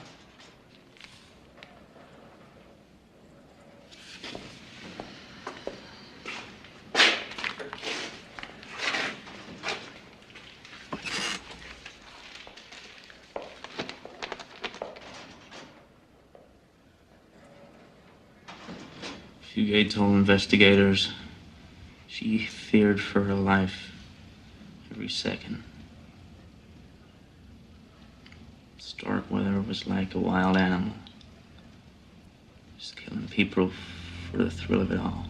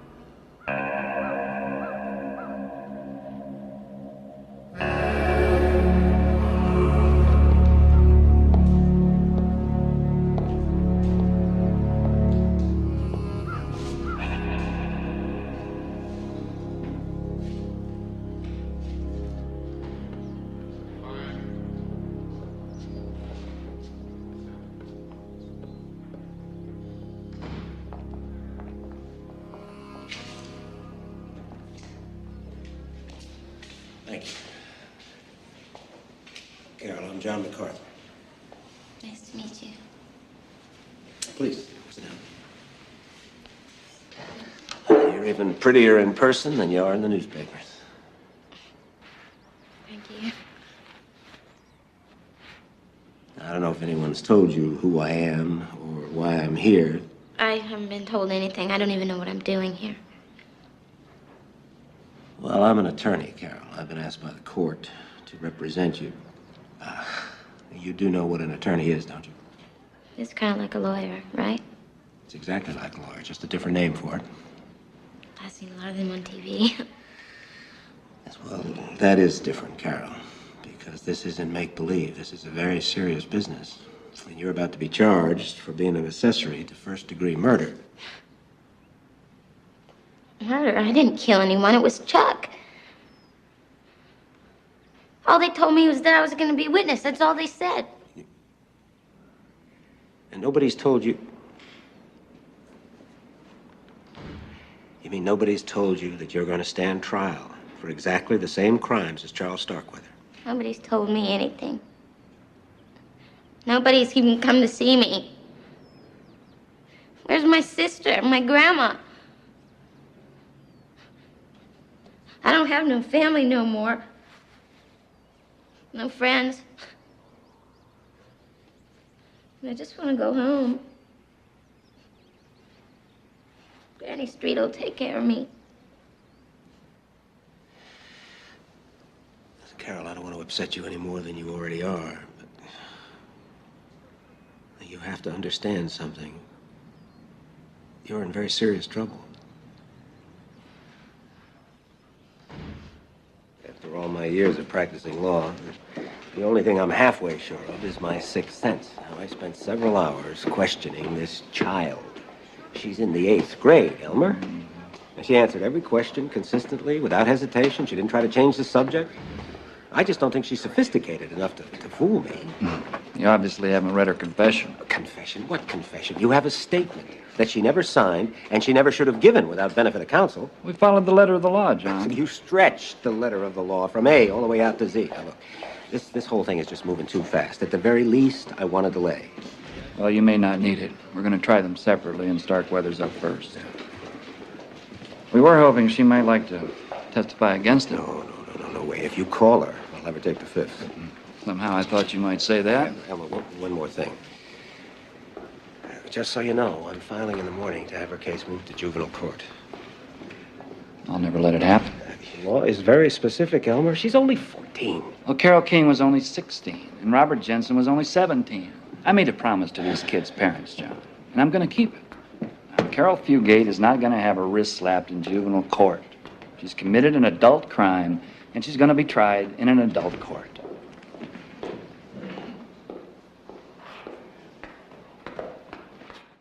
So, Doctor, based on your psychiatric examination of Charles Starkweather, what exactly is your one overriding conclusion? That Charles Starkweather was suffering from a severe mental disease, which prevented him from knowing right from wrong.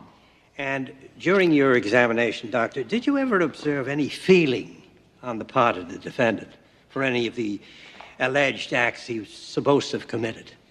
I don't believe he is capable of any real feelings, certainly not guilt or remorse. To him, the act of killing was no different than stepping on a bug. If his favorite automobile ran into a river, he might be sorry, but a human life, well, that means nothing to him. Your witness.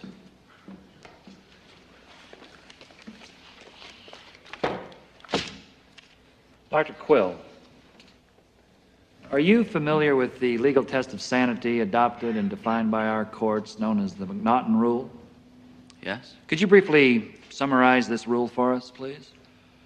Simply stated, it says an accused person need only be aware of the nature and quality of the criminal act and know the act was wrong when it was committed. And using the McNaughton Rule, is it possible that someone suffering from a medically recognized mental illness could still be legally sane at one and the same time? Yes, sir. That's all, Your Honor. There's certainly no legal reason why they shouldn't move your case to a juvenile court. It's absolutely incredible to me that the Supreme Court of this state could reject this appeal. They're just playing politics with this thing. What does that mean? It means you're going to have to stand trial in a real courtroom. An adult courtroom, just like Charlie. God. They'll concentrate on the murder of the boy and a related charge of murder during the commission of a robbery. They see, they're not accusing you of actually pulling the trigger, but they don't have to.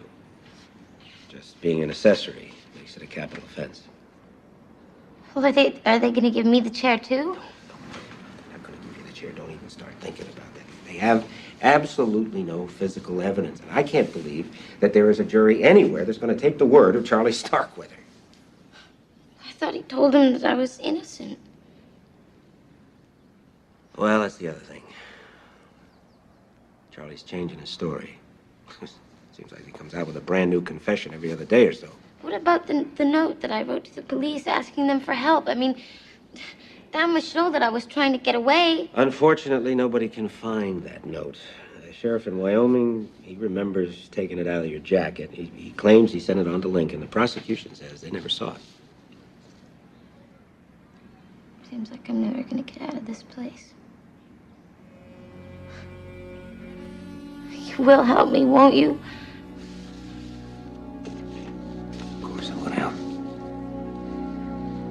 Carol, that's the one thing I can absolutely guarantee you. I will never, ever stop fighting to get you out of here. Okay? Ladies and gentlemen, do not believe when the prosecution argues that not guilty by reason of insanity means that someday Charles Starkweather will go free. Not even an act of Congress could ever make that happen. Our society, which spawned this young man, has ironclad, uncompromising rules to ensure the proper punishment of the criminally insane. Now, if you decide that revenge must triumph over reason, that two wrongs do make a right, I will ask each of you to come with me when I bring my client to the death house. There, with his trousers cut to his knees and his arms stripped bare, you will see him strapped in that chair. And watch as the switch is pulled. We will all stand back in horror as the electricity surges, the smoke comes from his head, and his lifeless body falls forward. In the name of mercy and the great commandment, thou shalt not kill, I ask you for the life of Charles Starkweather.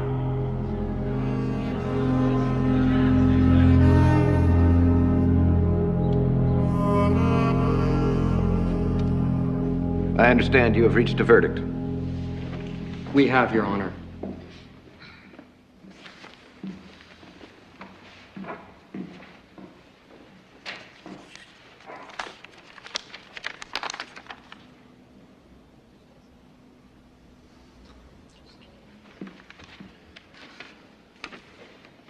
We find the defendant guilty on all counts, and it is our unanimous recommendation his penalty should be death in the electric chair.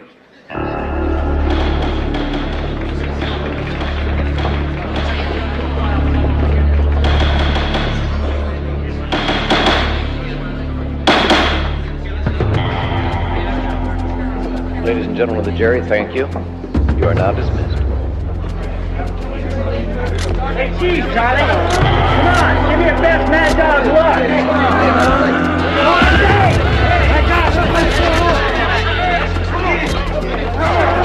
Come on, get him off of you.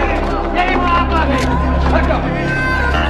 Charlie, what about Carol Fugate? You plan to help her? Yeah, when they strap me in the chair and pull the switch, I'm gonna make sure Carol's right there with me. Sit in my lap.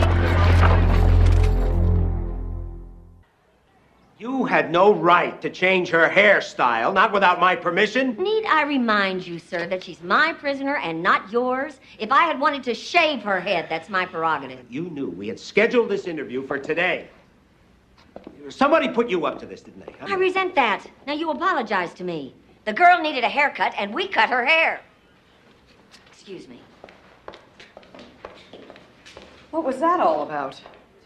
By sheer coincidence, they cut Carol's hair. Today. They gave her spit curls. Totally changes her appearance. She looks 5 years older. I wish I'd never let you talk me into this. I say, whatever you do when you see her, don't mention her hair. She's nervous enough as it is. That makes two of us. Excuse me. Turn this way, please. Right here, please. Gentlemen, please. Here, hold up. Right here, please. Look up, girl. Unless everybody quiets down and the photos stop, we will not begin. In fact, you keep this up. I'm going to call this whole thing off right now.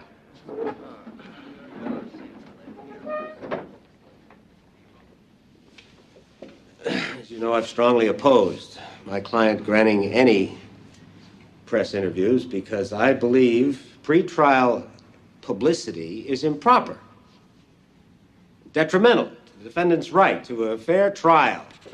Unfortunately, the prosecution has decided to use you people to whip up such a frenzy of negativity against Carol Ann Fugate. We felt we had no choice but to let her take her case to the people. Now, as we planned, there'll only be one person asking questions, Jonette Fox. Jonette? Now, Carol, before this all began, didn't you go out with Charlie Starkweather for quite a while? Yes, I went with him the year before, and then I told him that I never wanted to see him again. Why didn't you want to go out with him anymore? Because he was crazy. Since nobody's seen you since your capture, there's been a rumor you were pregnant and secretly had Charles Starkweather's baby.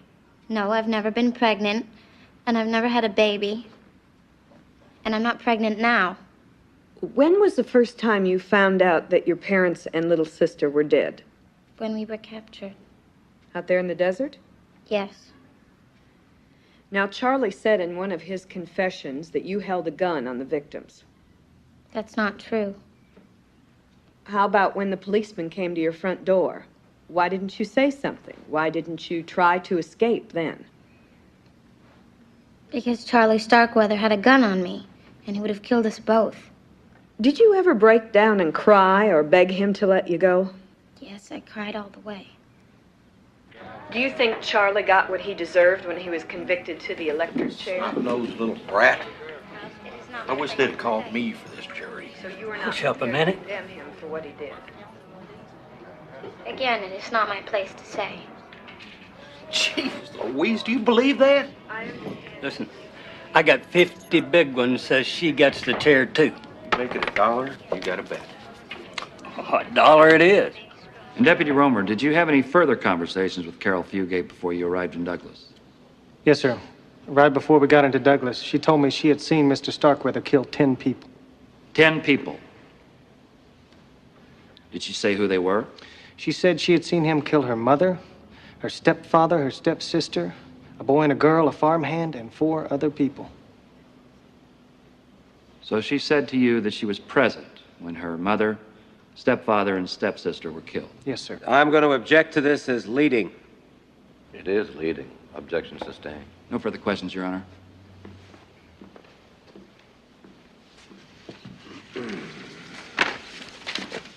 Deputy Romer, when you first encountered Carol Ann Fugate there in Wyoming, was she at any time armed? Or did you see her aiding and abetting Starkweather in any way? No, sir. Now, you stated that she was hysterical. What do you mean by that? Well, she was sobbing and crying. She could hardly talk. Did you get the impression that she was afraid of Starkweather while he was still on the loose? Yes, sir, I did. Did you hear what was told to Carol Ann to get her to return to Nebraska? I heard some of it. Did she have any attorney present to advise her of her rights during this interview? No, sir. She didn't. Thank you.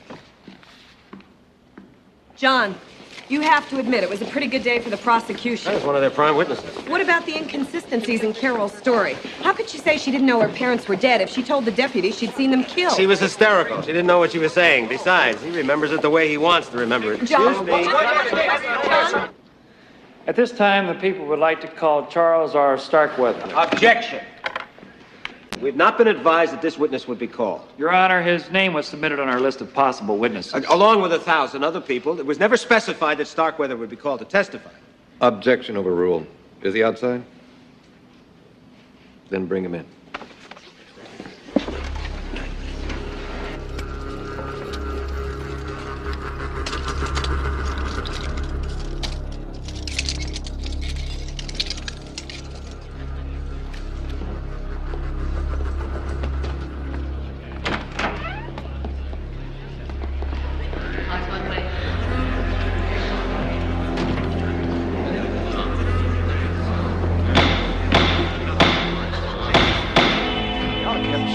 Look at that.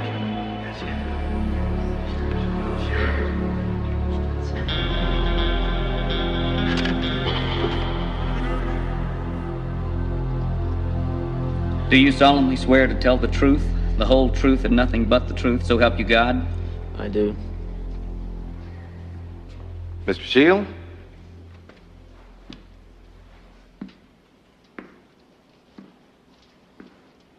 Charles, when you arrived at the Bartlett house on January 21st, who was there? The baby, and Carol's mother, and Mr. Bartlett. And what happened then? I got in an argument with Mrs. Bartlett. She slapped me, so I done hit her back. She screamed and her husband come in. And then? I shot him. And her too. And the baby, Betty Jean? I threw a knife at her.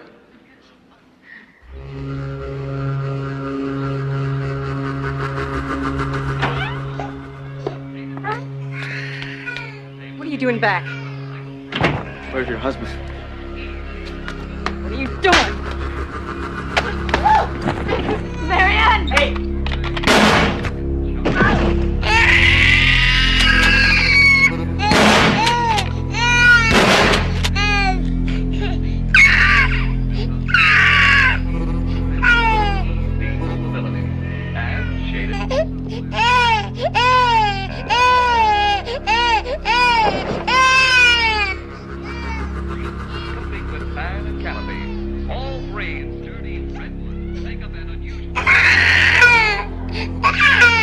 Charles, where was Carol Fugate during all of this? She was in another room. I'll say, 245. 245 is Mrs. Leon's final bid. Mrs. Young, you're at 125. Top bid is 245, and this is your last bid. You kill him? Betty Jean too? Yeah. Didn't stop screaming. Good riddance. I was getting so sick of her always yelling. Gonna help me clean up this mess? You made the mess, you clean it up. Gotta get him out of here. Chuck, can't you see my favorite television programs on?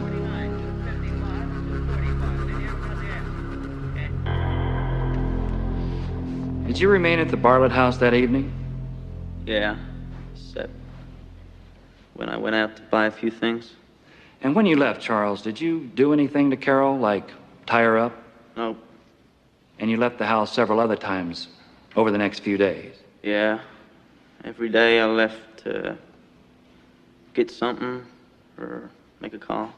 And you never tied her up on any of those occasions? No, sir, never.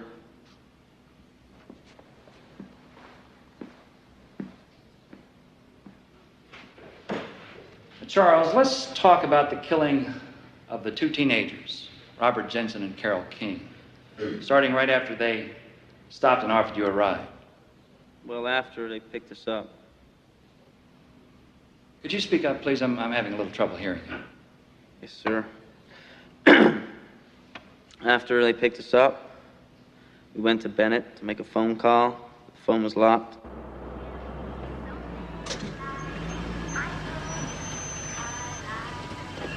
So where's the phone? It closed up early, and that means they locked the phone up too. Got any suggestions? Yeah. Let's head back towards Lincoln. God, please. That's not funny. Nobody's laughing. Don't worry. They're not gonna hurt us. Isn't that right? You do as we say, or I'll kill her right now. Do you hear me? Yeah. Yeah. Good.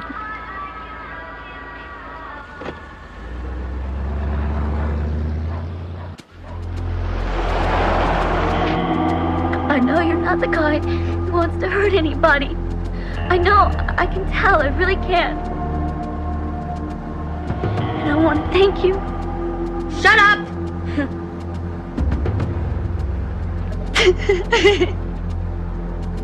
Did you get his money? I ain't no magician. Give me her billfold.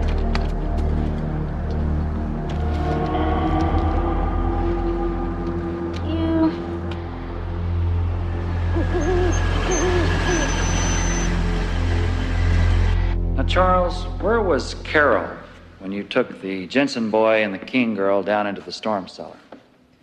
She was waiting by the car.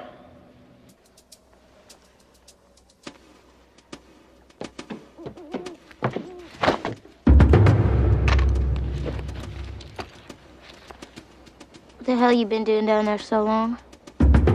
Had to take care of the boy. The girl gave me some trouble. Bet she did. Come on, don't be sore at me. Let's go back to the farm.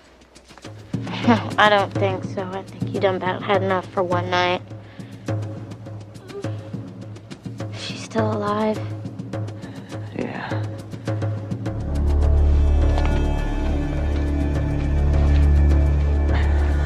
What are you doing?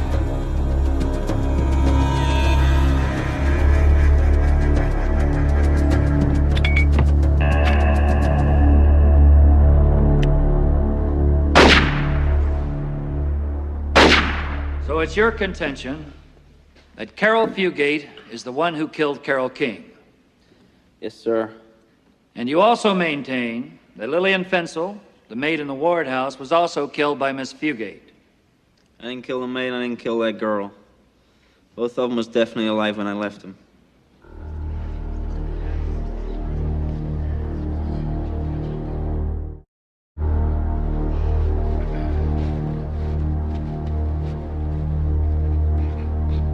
Mr. MacArthur. Charles. Why did you kill Carol Fugate's stepfather? Could she come at me? And her mother? She threatened me with a knife. And the little baby?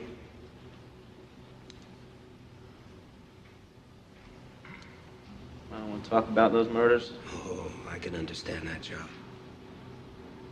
But you said earlier you did kill little Betty Jean, didn't you? I said I threw a knife at her. Didn't say I killed her. I see. Now, Charles. I'm handing you a copy of a photo. The reporter has marked exhibit number 27. This is a photo of the confession that you wrote on the wall of the Gehring jail cell in your extradition back to Lincoln. Is that correct?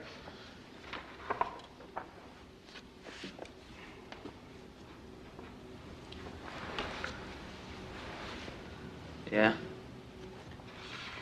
Now, according to this confession, you said Charles killed 9, all men. Carol killed 2, all girls. I don't understand, Charles. You, of all people, should know There were 6 males and 5 females killed. Ain't never been too good at adding things up. You ain't never been too good at telling the truth either. Objection, Your Honor. Objection sustained. Strike that last statement from the record. You realize, Charles, that you have given the authorities something like 7 or 8 different accounts of how each killing took place? Ain't all different. Let me give you a couple of examples. In your statement to Mr. Shields, signed and dated February 2nd, 1958, you answered the question, did Carol Fugate ever fire a weapon at one of the victims? If she did, I didn't see it. You also said the night of the Bartlett family killings, I tied up Carol real tight to make sure she'd be there when I got back. You also said in a recorded phone conversation with your parents, Carol had nothing to do with the killings. Isn't that what you said? Yeah. In your confession in Wyoming, January 28th, weren't you asked, did Carol Fugate ever know you killed her family? And didn't you answer, no, I don't believe so? That's what I said. It ain't true. All that stuff you're reading is a bunch of hogwash. Hogwash. Hogwash. Just like everything you said here today. Objection. Badgering the witness. Sustained. Mr. MacArthur. I believe that's all.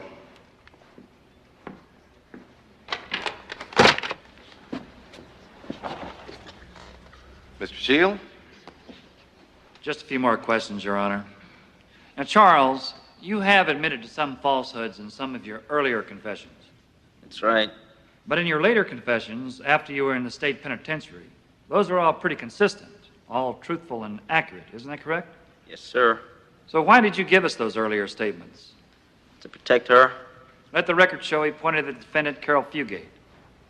And why did you decide to stop protecting Carol Fugate? Because I got tired of lying. Look, I'm gonna die. I'm gonna get what's coming to me. So I got nothing to win or lose by any of this. I don't care if you people believe me or not. But I'm through alibying for her. She was no more a hostage than I was. Hell, Carol was in on it every step of the way. You convicted me for what I done. That's okay. But I ain't covering for her no more. That's the truth. I believe that's all, Your Honor. Sheriff, you may return the witness.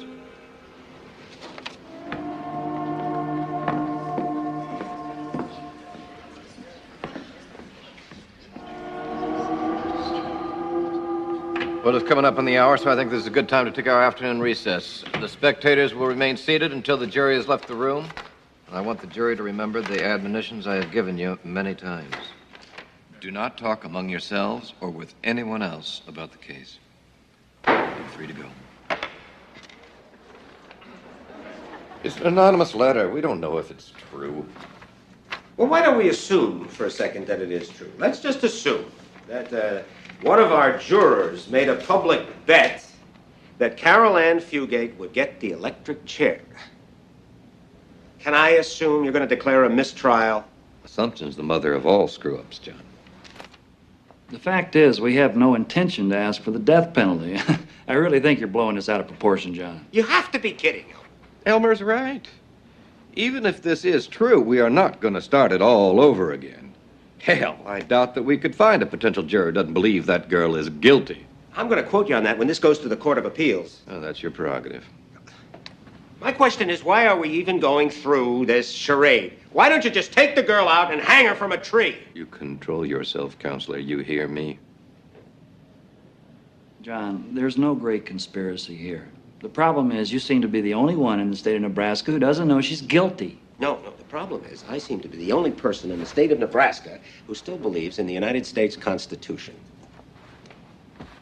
Now, Carol, what went through your mind when you first saw Robert Jensen's automobile pull up and they offered you a ride? Well, I was relieved because I'd been thinking that Charlie was going to kill me too, just like he did Mr. Myers. And he asked Robert Jensen if he'd give us a ride into town so that we could use a telephone. But when we got there, it was all locked up. That's when he put the gun to Robert Jensen's head and told him to keep driving. It closed up early. And that means they locked the phone up too. You got any suggestions? Yeah. Let's head back towards Lincoln. No, let me take you to another phone. I know where one is. I do.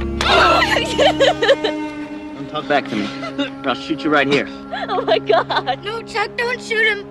Please don't hurt him. Shut up. Whose side you on anyhow? And what happened after that? Well, he asked Robert if he had any money, so Robert handed him his billfold with some dollars in it, and Chuck took the money and handed it to me to hold. And what was Carole King doing through all this? Nothing. She was too scared. Well, you heard Charles Starkweather say she thanked him for being so good to her. No, sir. That's not true. She never said a word. All he ever did was scream at her, especially when we got out to the old storm cellar. And that's when you told her to get out of the car. Yes, sir. Carol, can you tell us why you felt the need to point the gun at Carole King? Well, I had to. Chuck told me to. And you were afraid if you didn't follow his Well, order. he'd kill us all. After the girl got out of the car, I asked him again if he please wouldn't hurt them. He just told me to shut up, to stay in the car. How long before you saw or heard anything else? Well, I was shaking the whole time. And a few minutes later, I heard the shots being fired. I started to cry because I knew what he'd done. You want this? Carol, why didn't you jump out of the car and run away? I couldn't move, sir. I was frozen with fright. Did the thought ever cross your mind to take your father's gun and to do something to Charles Starkweather? No, sir. I never killed anybody, sir. How long after the shots were fired did you wait in the car? Seemed like a very long time, sir. Why did you have to shoot them? What were you doing down there? Why did you do that? You tried to jump me. She's dead. He's still alive. Let him squirm. He deserves it.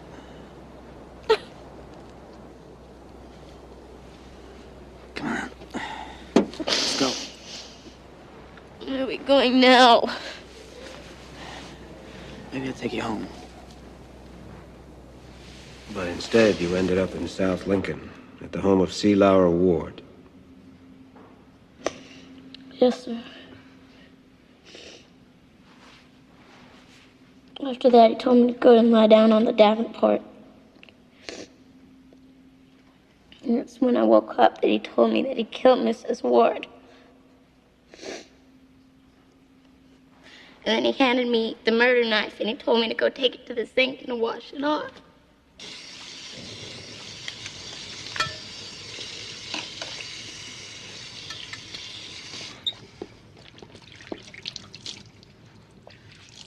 Get all the blood off it. Doing the best I can. Go in the bedroom. Get rid of the smell. What? I'll find something.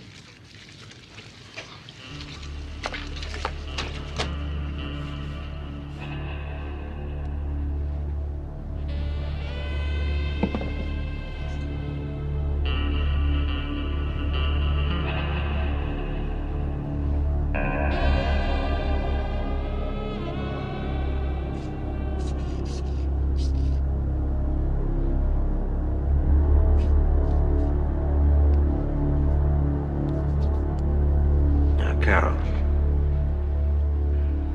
when did Charles bring the maid back upstairs?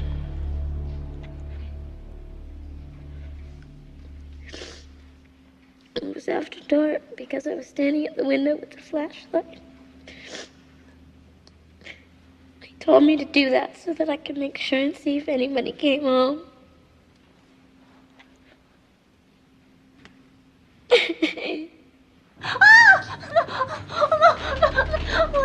Chuck, you're hurting her. She's gonna get tired if she has all night.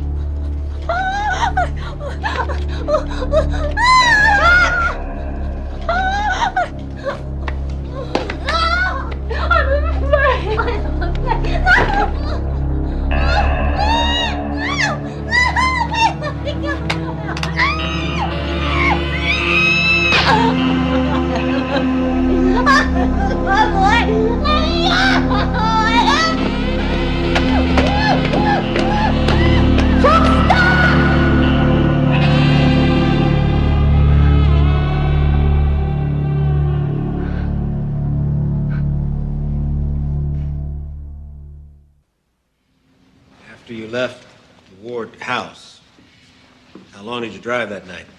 All night. Did Charles Starkweather talk to you while he was driving? Yes, sir. I kept asking him about my family, telling him how much I wanted to see him. I begged him to take me home, but all he'd ever say was no. Now, speaking of home, Carol, when you left school that day, you returned home to find an armed Charles Starkweather waiting inside the house. Yes, sir. And for the next 5 days, you were his hostage. Yes, sir. Do you recall the first time that Starkweather left you alone in the house?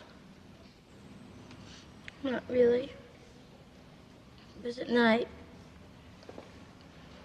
I tore up a piece of my mother's dishcloth.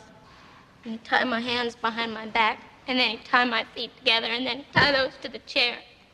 And he left me like that every time he'd leave the house. This is a problem with occupation, Dr. and Mrs. This, play or pass? Play. One of these three people is going through the movements he or she makes every day at work. That's right, one of these sets of movements earns a person a weekly paycheck.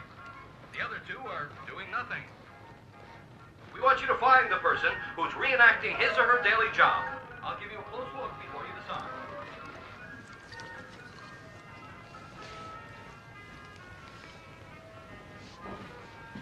Now, let's meet our next contestants. Excuse me, sir, what's your name? Don't leave me alone, Charlie. California. Occupation? Charlie?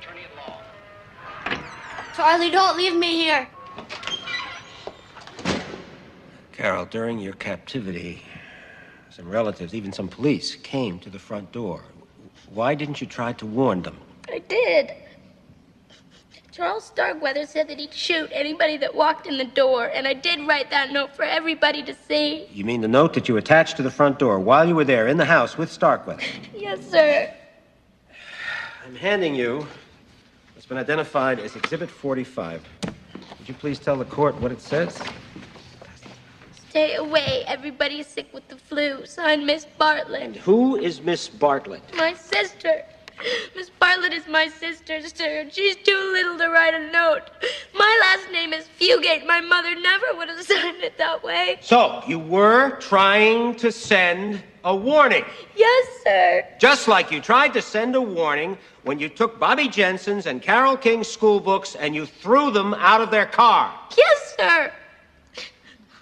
Well, I figured that somebody would open them up and see the names, and at least they'd start looking for them.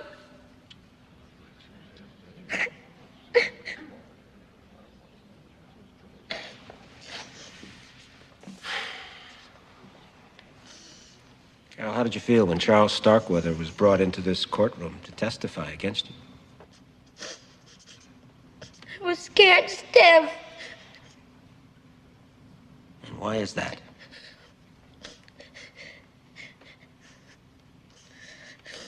I don't know. I figured somehow he'd get loose. He'd try to kill me.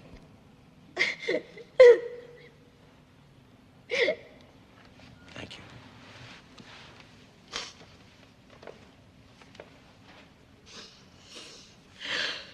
All right. Take a break, Shakespeare. It's dinner time. Hey, Calvin. People always got in my way. And everybody blames me for hitting back. But if you pull a chain on a toilet, you can't blame it for flushing, can you? Charlie, what are you planning to do with all that scribbling? I'm getting it published. Parade magazine. I got a contract and everything. Yeah, well, you better write fast. I hear they're getting ready to set a date with the electrocutioner. Well, at least I know for once I'll get a decent meal.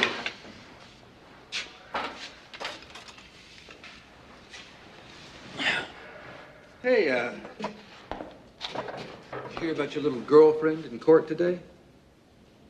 Yeah. Level with me, Charlie. I mean about you and the girl. You really love her?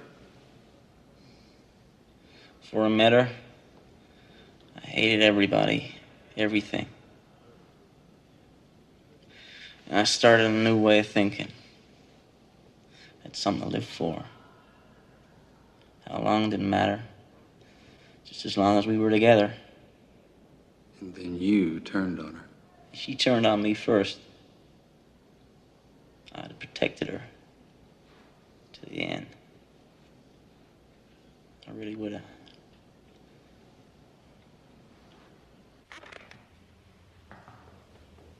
Carol, you have admitted to having numerous opportunities to escape, and that on several occasions you had a loaded firearm in your hand when Charles Starkweather either had his back turned to you or he was unarmed. Isn't that correct?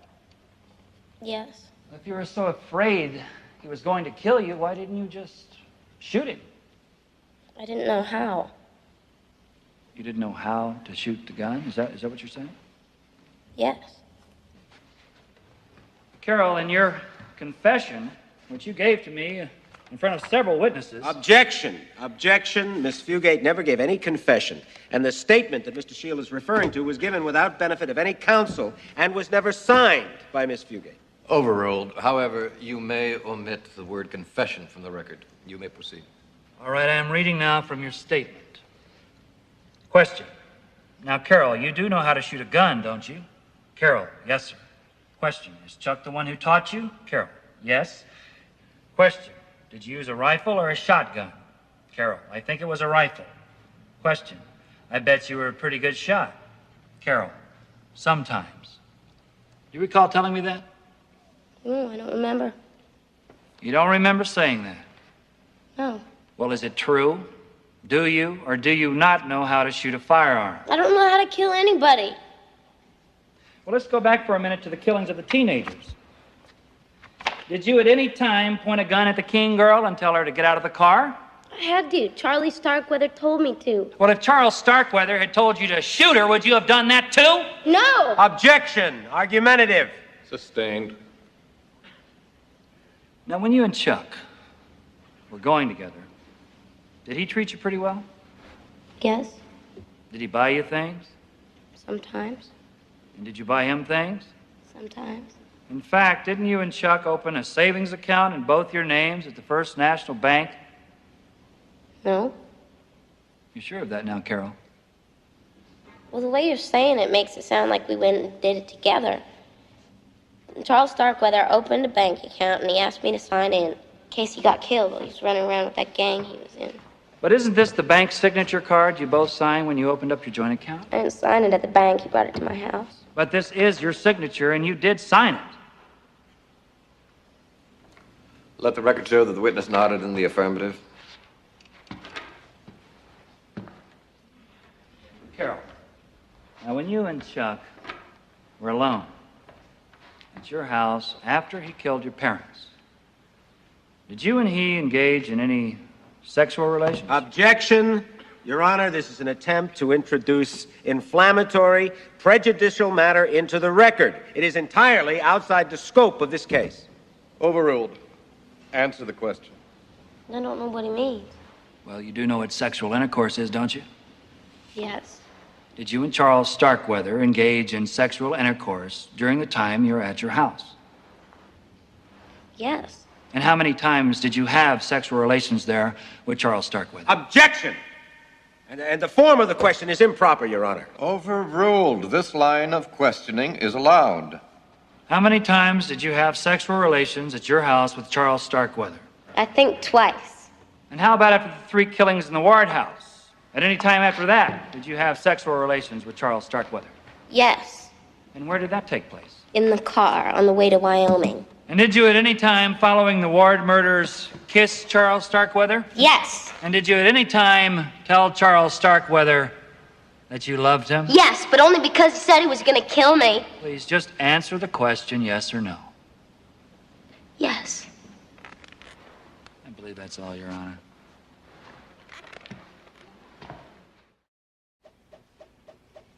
By her own admission, Carol Fugate warned Charles Starkweather that a policeman was at the front door. And she also admitted to having numerous other opportunities to escape or warn others during this murderous rampage.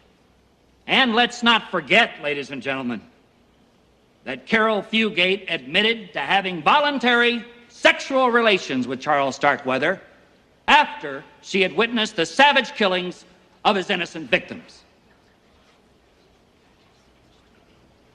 And that, ladies and gentlemen, is the true nature of their relationship. They were lovers and they were partners. And between them, they left a trail of bloodshed and horror, the likes of which this country has never seen before.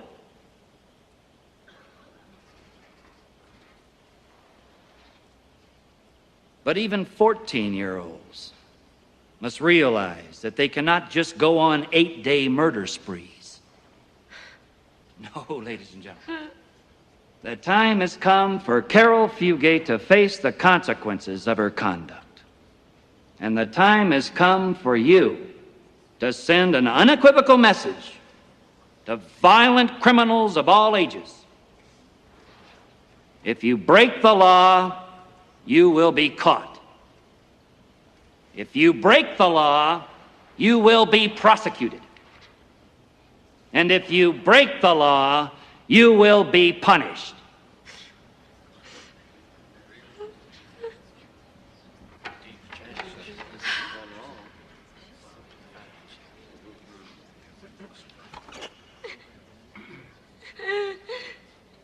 Thank you.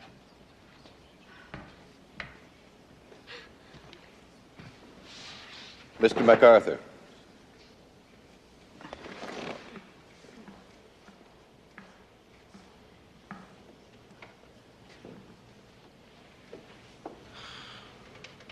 Let me be very blunt, ladies and gentlemen. The 12th victim of Charles Starkweather is Carol Ann Fugate.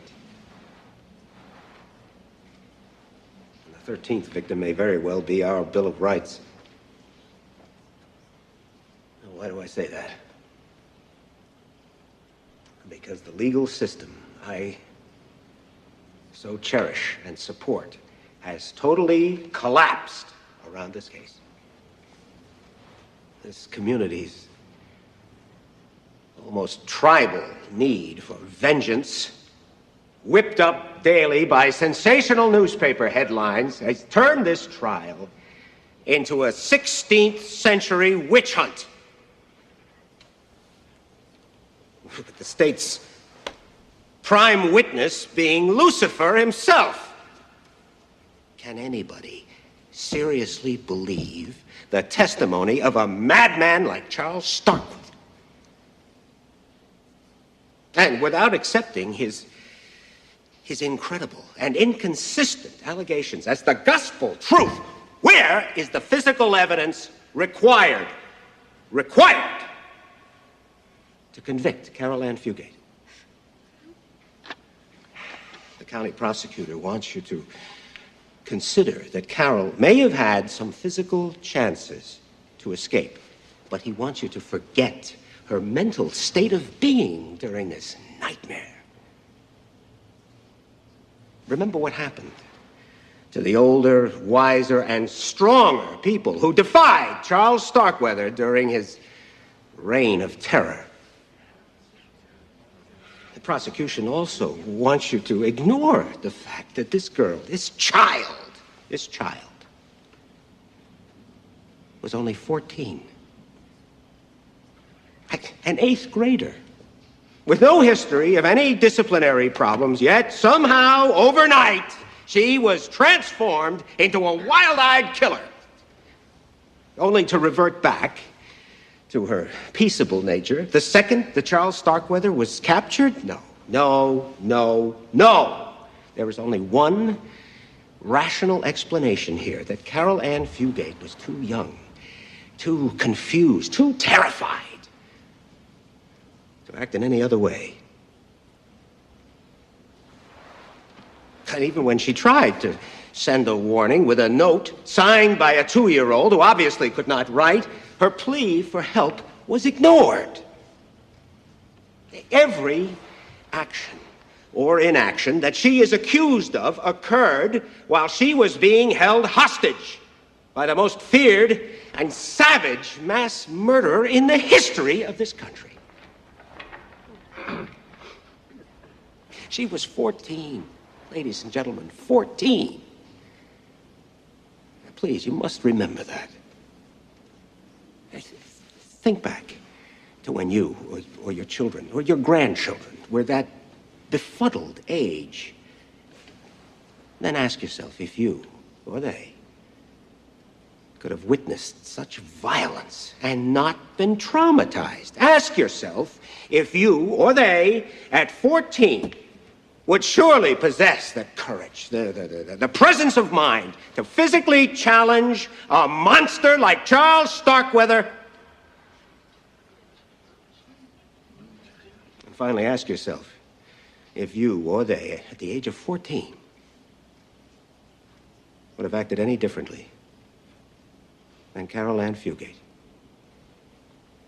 And if your answer is yes, oh, yes, I certainly would have acted differently, well, then ask yourself if you're equally certain that you or they, your children, your grandchildren, would still be alive today to tell us about it.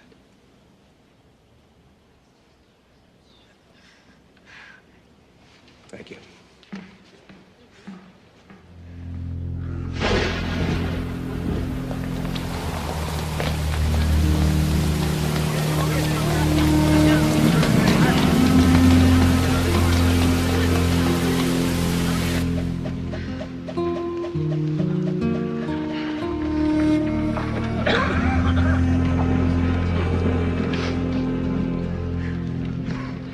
I understand you have reached a verdict. We have, Your Honor.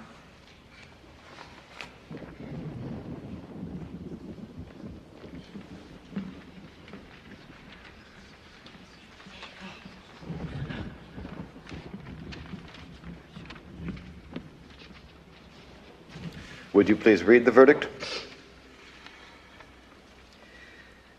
On the charge of murder in the first degree with premeditation and malice, we find the defendant not guilty.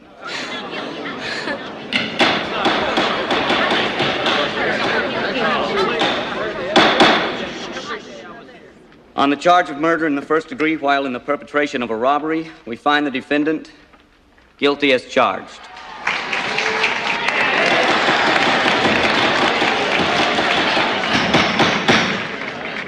I remind you that these proceedings are not over.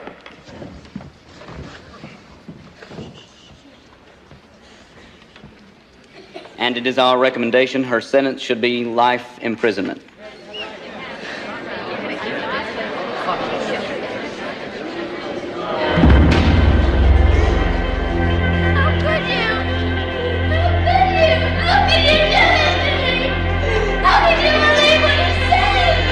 Take her into custody. I'm innocent! God knows I'm innocent! I'm not guilty! One day you're all gonna know you made a big mistake! No, one day you're all gonna realize you made a big mistake!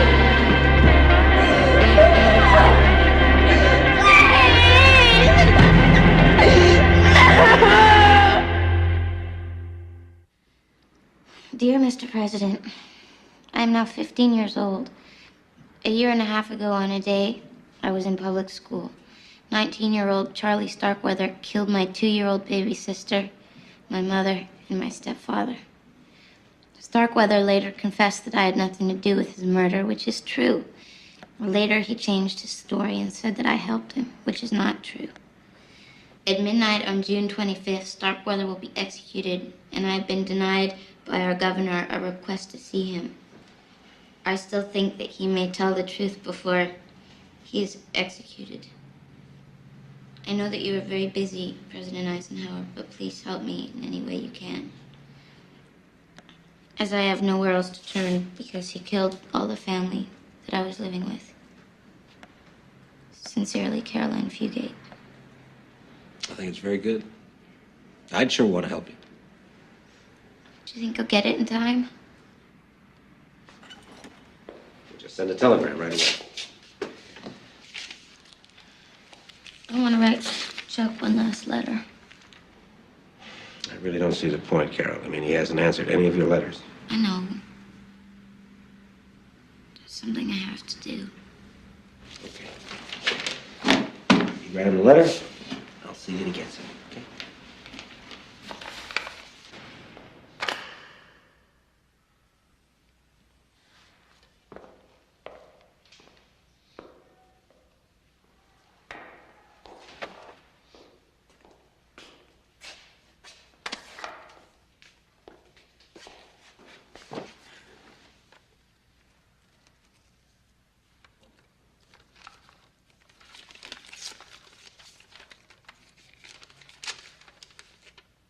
Dear Chuck, with so little time left, I'm asking you once again to please tell the truth about what happened.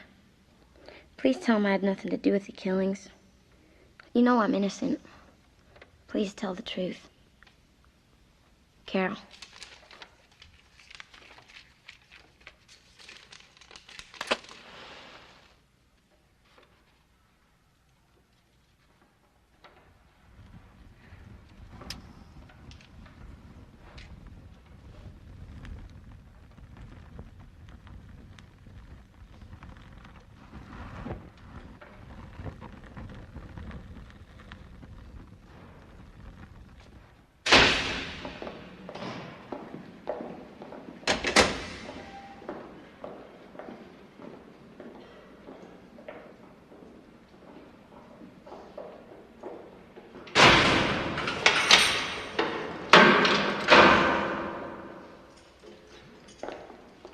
Time's come, Charlie.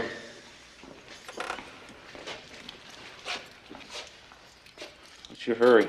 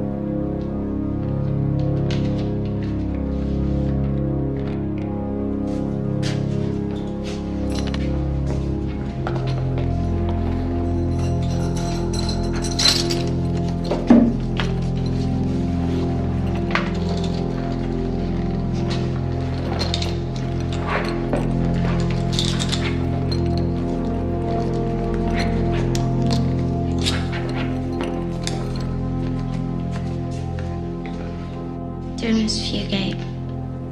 Starkweather case is entirely a state matter. The president has no jurisdiction or authority in any way to comply with your request.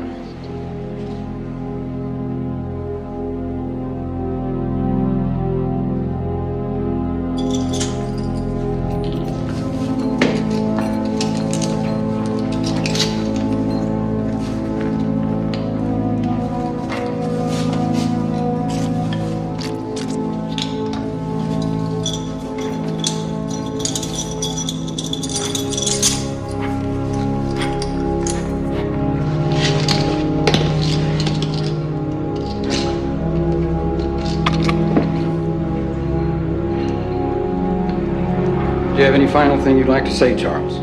Yeah. Can you tighten the straps a little loose?